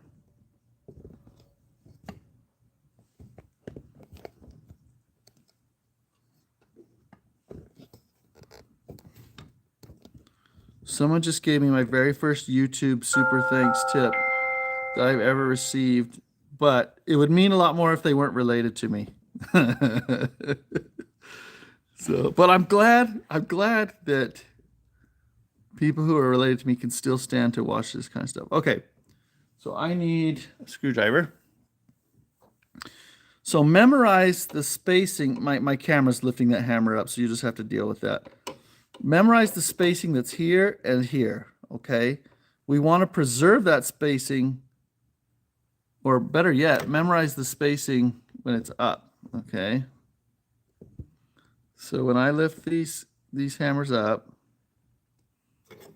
okay, memorize this space and this space. We want to reproduce that, okay? So I'm going to take this hammer, that's the one, and I'm going to take him off.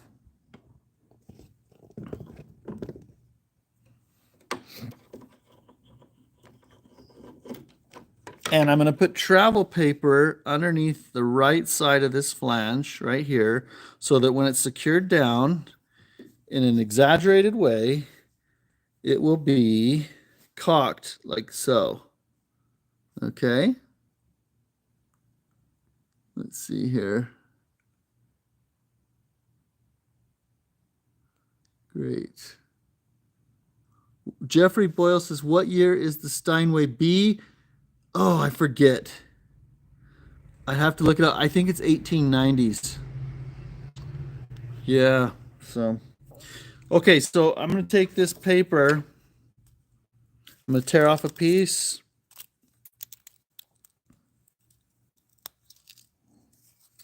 I'm going to lick it off camera for your convenience and digestion. And then I'm actually going to put another piece because I think as far over as it is, I need 2 pieces. Okay, that's my guess. So I papered 2 pieces on the right side of this flange. All right. Now I'm going to cinch this hammer down. I want to, let me show you, when I tighten a hammer down, this is how I do it, and this is important. I want an even spacing between the flanges first. So I'm going to look at that when I initially tighten, okay? I'm going to ignore the hammer where it is, and I'm just going to try and get as even a spacing as I can between these, okay? All right, got it. Now, that's as good as I can get. I know this is more narrow than the left, but it won't let me go over anymore, okay? So that's as good as I can do. So again, space for maximum clearance. Align parts for maximum clearance and for hitting the right spot. Now, because I tilted everything like this, the hammer is also now twisted more that it's twisted more that way. You can probably see that. See the staples angled and everything. I'm gonna go get my heat gun and fix that twist out of it, okay? And then go grab the heat gun.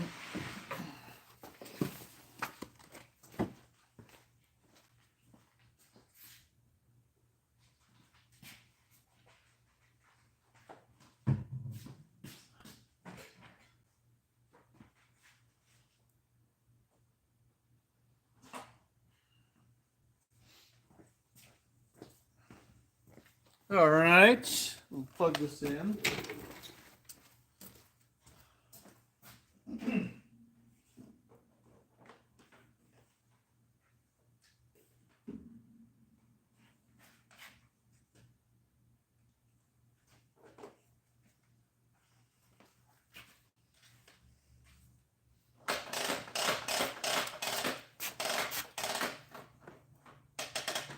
Okay, got my heat gun, and if you've seen me show you this before, I can control the temp on this, which is nice. I can,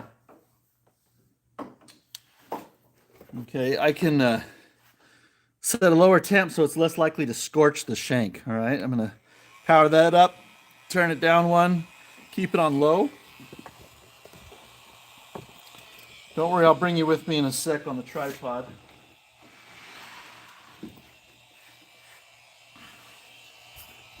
Who remembers what hammer it was? Can we find it again? I can. Can you spot the hammer that's crooked? It's this one. Okay. So I'm going to bring this up. I'm going to heat the shank and put slight pressure, slight twisting pressure in the direction I want it to change. But I'm not going to force that pressure. I'm going to wait until I naturally feel the shank start to flex from the heat, okay?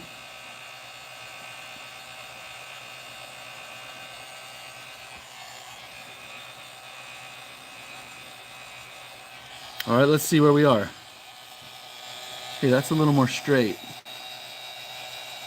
It's not so twisted, but it's still a little twisted.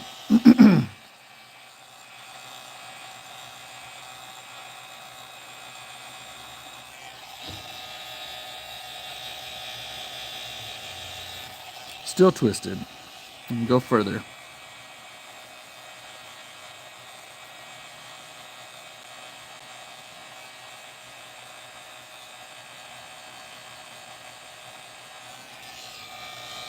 Okay. Let's see if that looks better. I'm going to raise 3 hammers and compare them. Now they look parallel to each other, the tails. So they're all slightly angled this way intentionally. Okay. That's for clearance. And now they're all straight from each other, okay? So this was the one that was in question, this one in the middle, right? Yeah, right. So look how now it starts. Let me get this just right. So here is the hammer. I'm going to scoot him. I'm going to loosen the screw a little bit and retighten. I'm twisting to the left and retightening to get him centered in between his neighbors, right? Now watch what happens when I raise him up with his neighbors. He moved from being centered to left. Now, was that the same spacing on the left and right as we had before? It's really darn close. I'm going to move him a little bit to the right.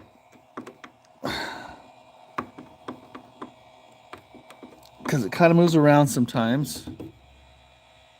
There. I think we nailed it. Okay. But I feel like the twist on it, let me see. Nope, it's good. So I like that. Okay. So here we have a spacing that'll work with the natural string spacing up here.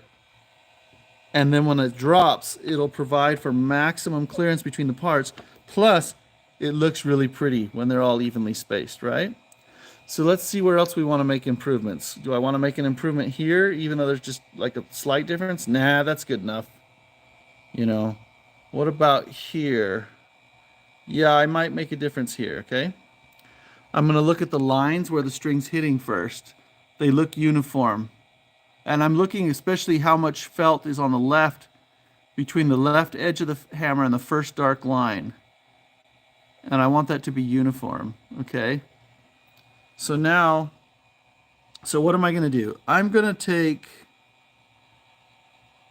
choices. I'm going to take this hammer. I'm going to move him over to the right and travel him a little bit so that he ends up here when he's up. Okay, now, but first I want to check where he goes when he's up top. Oh, look, when he's up top, he's evenly spaced with everybody. So I know that whatever I do, I need him to end up evenly spaced. So we're going to end up with evenly spaced and evenly spaced. So in this case, I'm actually correcting the travel of this hammer. Right now, the travel of this hammer is to the right.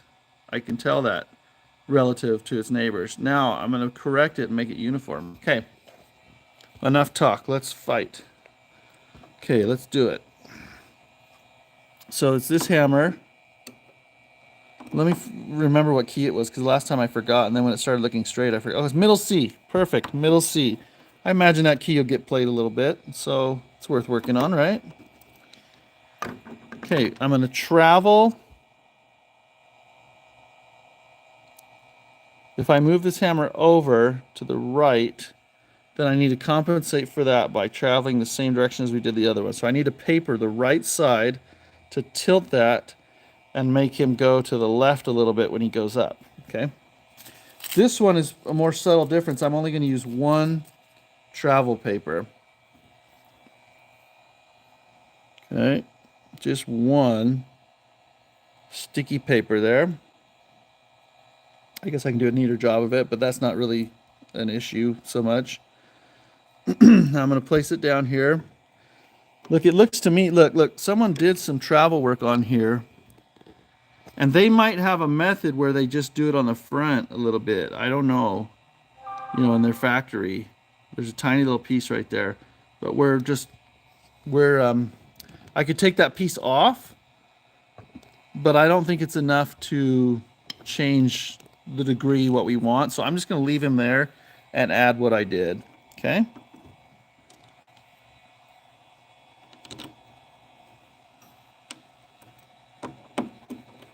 I'm going to look at the spacing of the flange first when I first tighten. I'm going to tighten it for even spacing. Then I'm going to look where my hammer is here.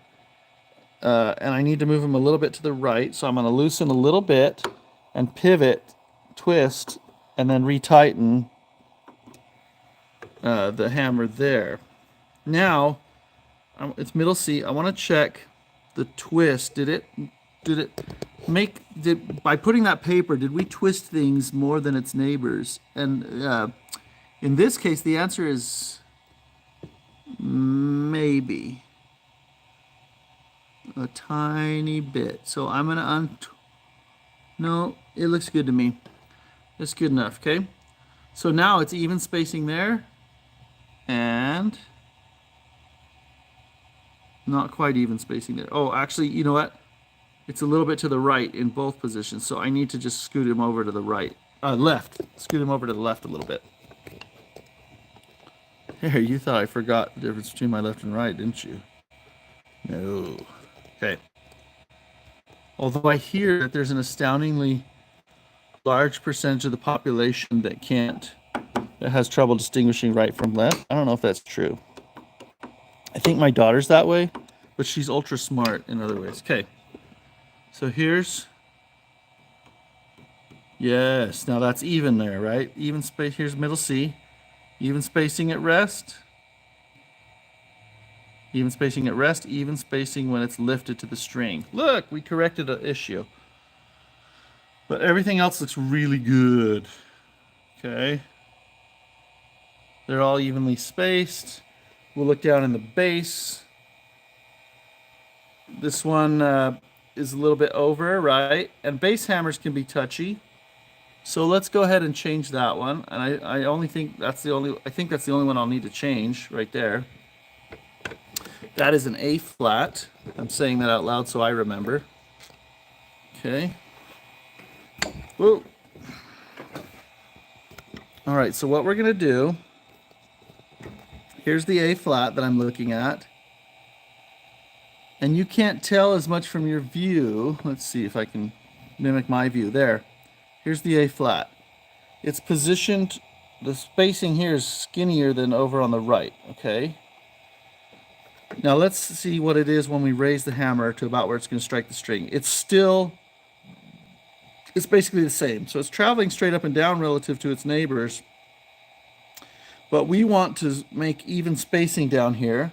So I'm going to scoot this over to the right by loosening and retightening, and then I'm going to compensate so that it hits the string in the right place by propping up the right side of the flange, and then it'll travel it over that way.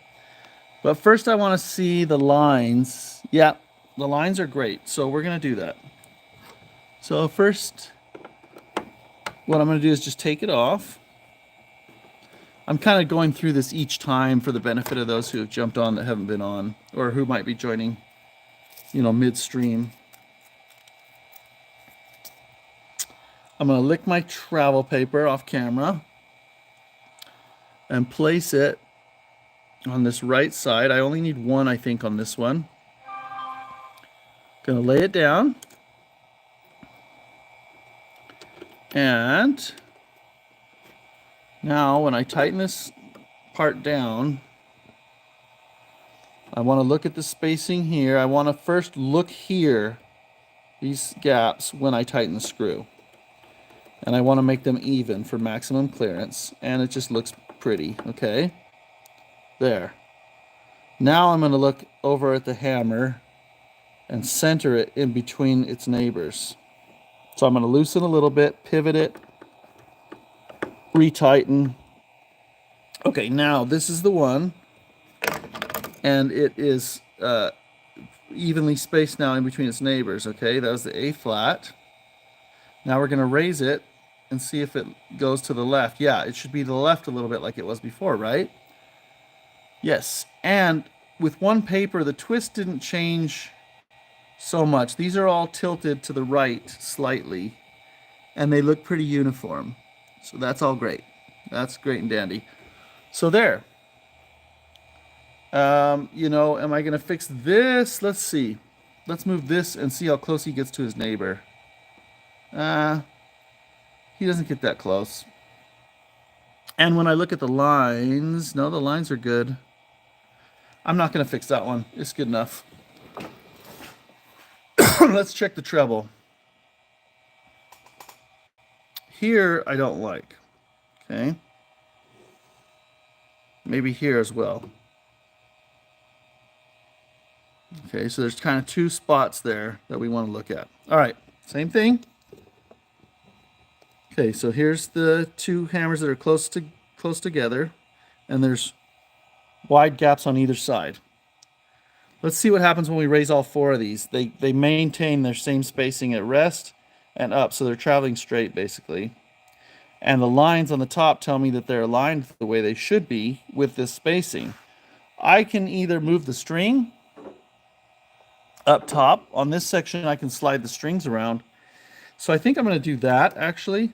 So I'm going to just slide rather than travel the hammer, because it's traveling straight. I'm going to just loosen and bring this hammer to the right slightly. Okay, then I'm going to bring his friend slightly to the left. Now they have even spacing, right? Now I'm going to move the string, okay, to match that spacing. Okay. Boy, someone really wants to get a hold of me here on this other phone.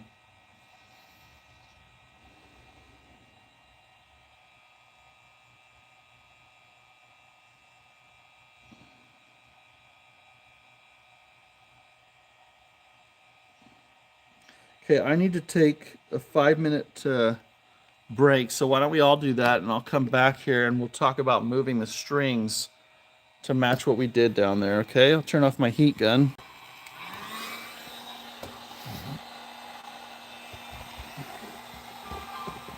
I will be back in 5.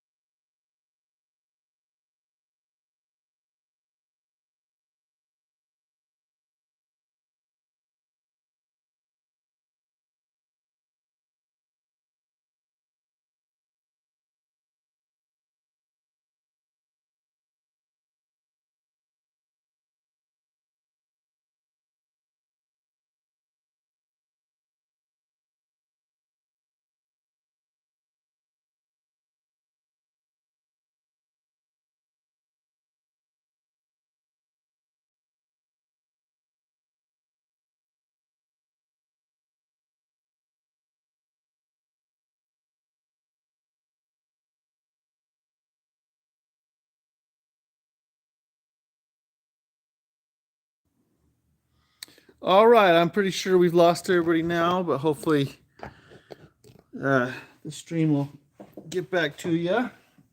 You get a chance to tune in. Sorry for that long break. All right.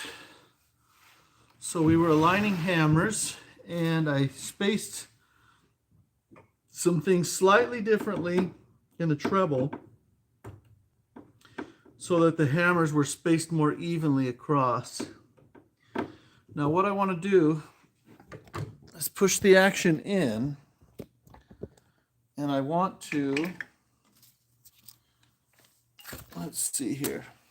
So we're going to push the action in. We'll have pushed the whole piano, my goodness. Well, at least we know the casters roll well. So now what we're doing is looking at the spacing on the strings here, okay? And in this section of the piano, I'm able to change the spacing a little bit by scooting the strings around. In the section in the middle over here, we couldn't do that because they're in a fixed position from the A graphs here. Okay, but right here, we can actually move the string. Okay, so I'm going to get my screwdriver and I'm going to look at the alignment now where I fix things. And if I need to move a string over, here's one. I can see now, whoops. I can see now why the string was spaced just a little bit differently here. Let's see. This note and this note, the string spacing, those two groups of strings are a little bit closer together than just to the left or right of them. So that's why the hammers were spaced that way. I'm going to just correct that a little bit.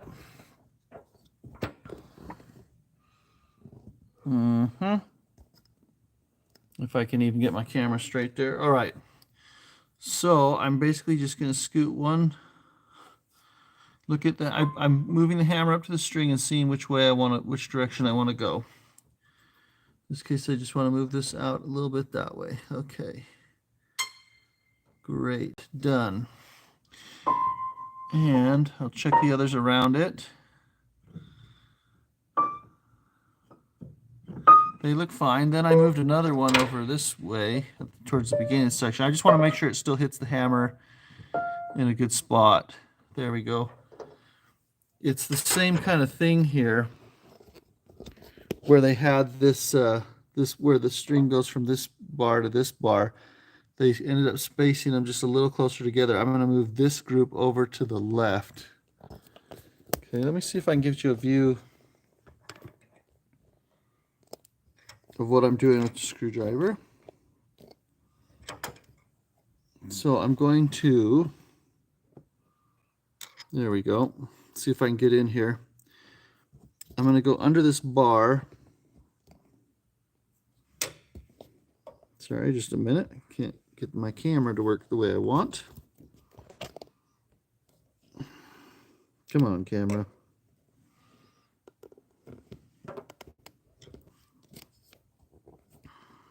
There we go. I'm going to put this under the bar, and I'm just going to pivot the string over just a little bit that way. And I'm going to get in here where I can see that, hopefully. And it's just a tiny bit. So why even bother? Well, it's been hitting the hammer in a good spot, and it was really uniform with all the rest of the strings. So I'm wanting to make sure. So what happens is where it's been hitting the strings, it's gotten harder a little bit, or it can be that way, and the tone is very clear. If I move it, then I've ruined that relationship, and it can change the tone. Okay, so that section's good. So you can hear how it went out of tune where I did that. On that note as well. No problem. We're going to tune it, of course, later. So, okay. Let's take a look now at the top section.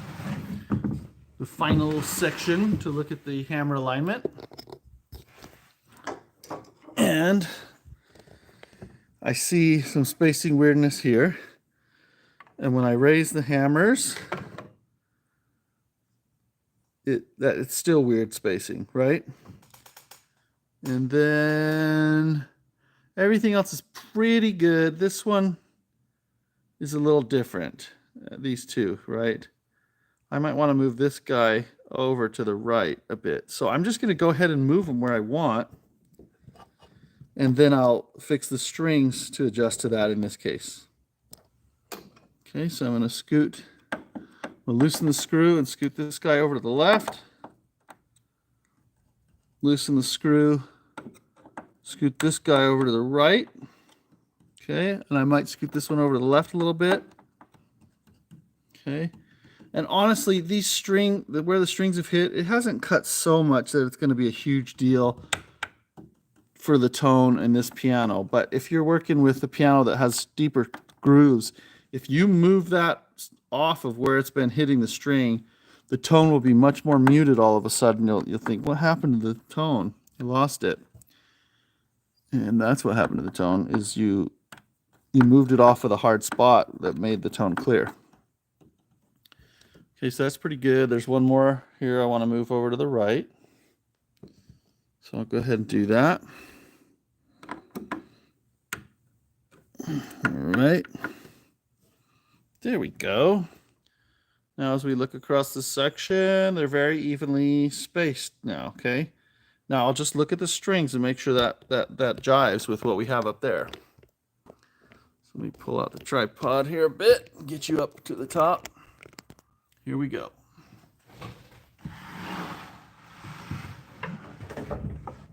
All right. Okay.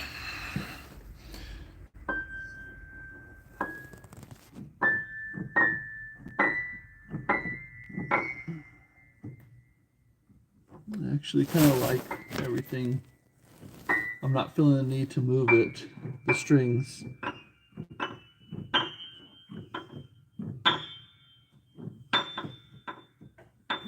Maybe that one, just a tad.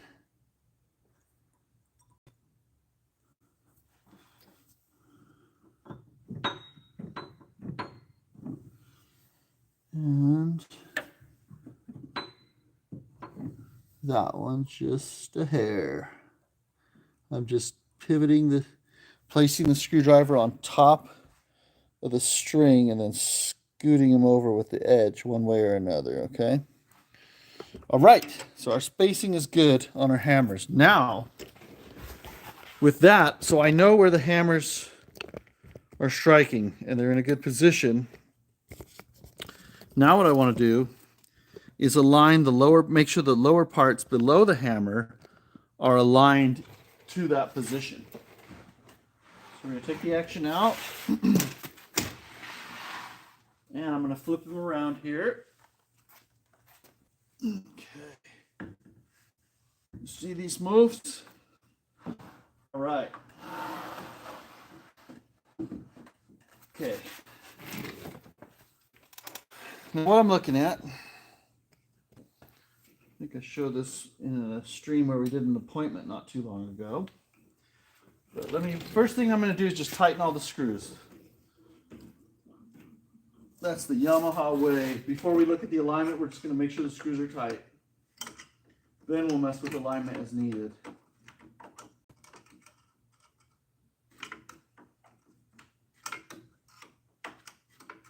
So I just give you a closer view of what I'm doing here.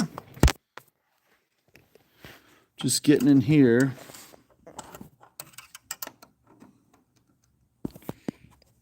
Tightening that guy.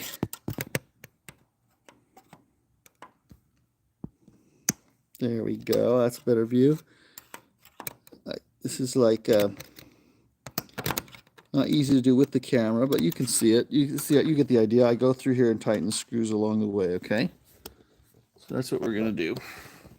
I'll bring you over here.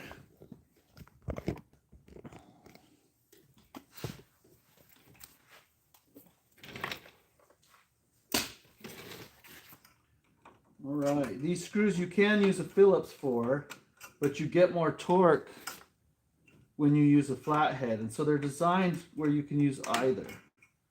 So the Phillips is really handy for just running them in real quick, but then for a final tightening, I like to use a flathead. That's the way these Yamaha screws are designed.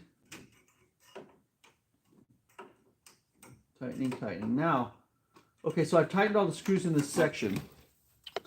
Now I'm going to look at, oh, guess what?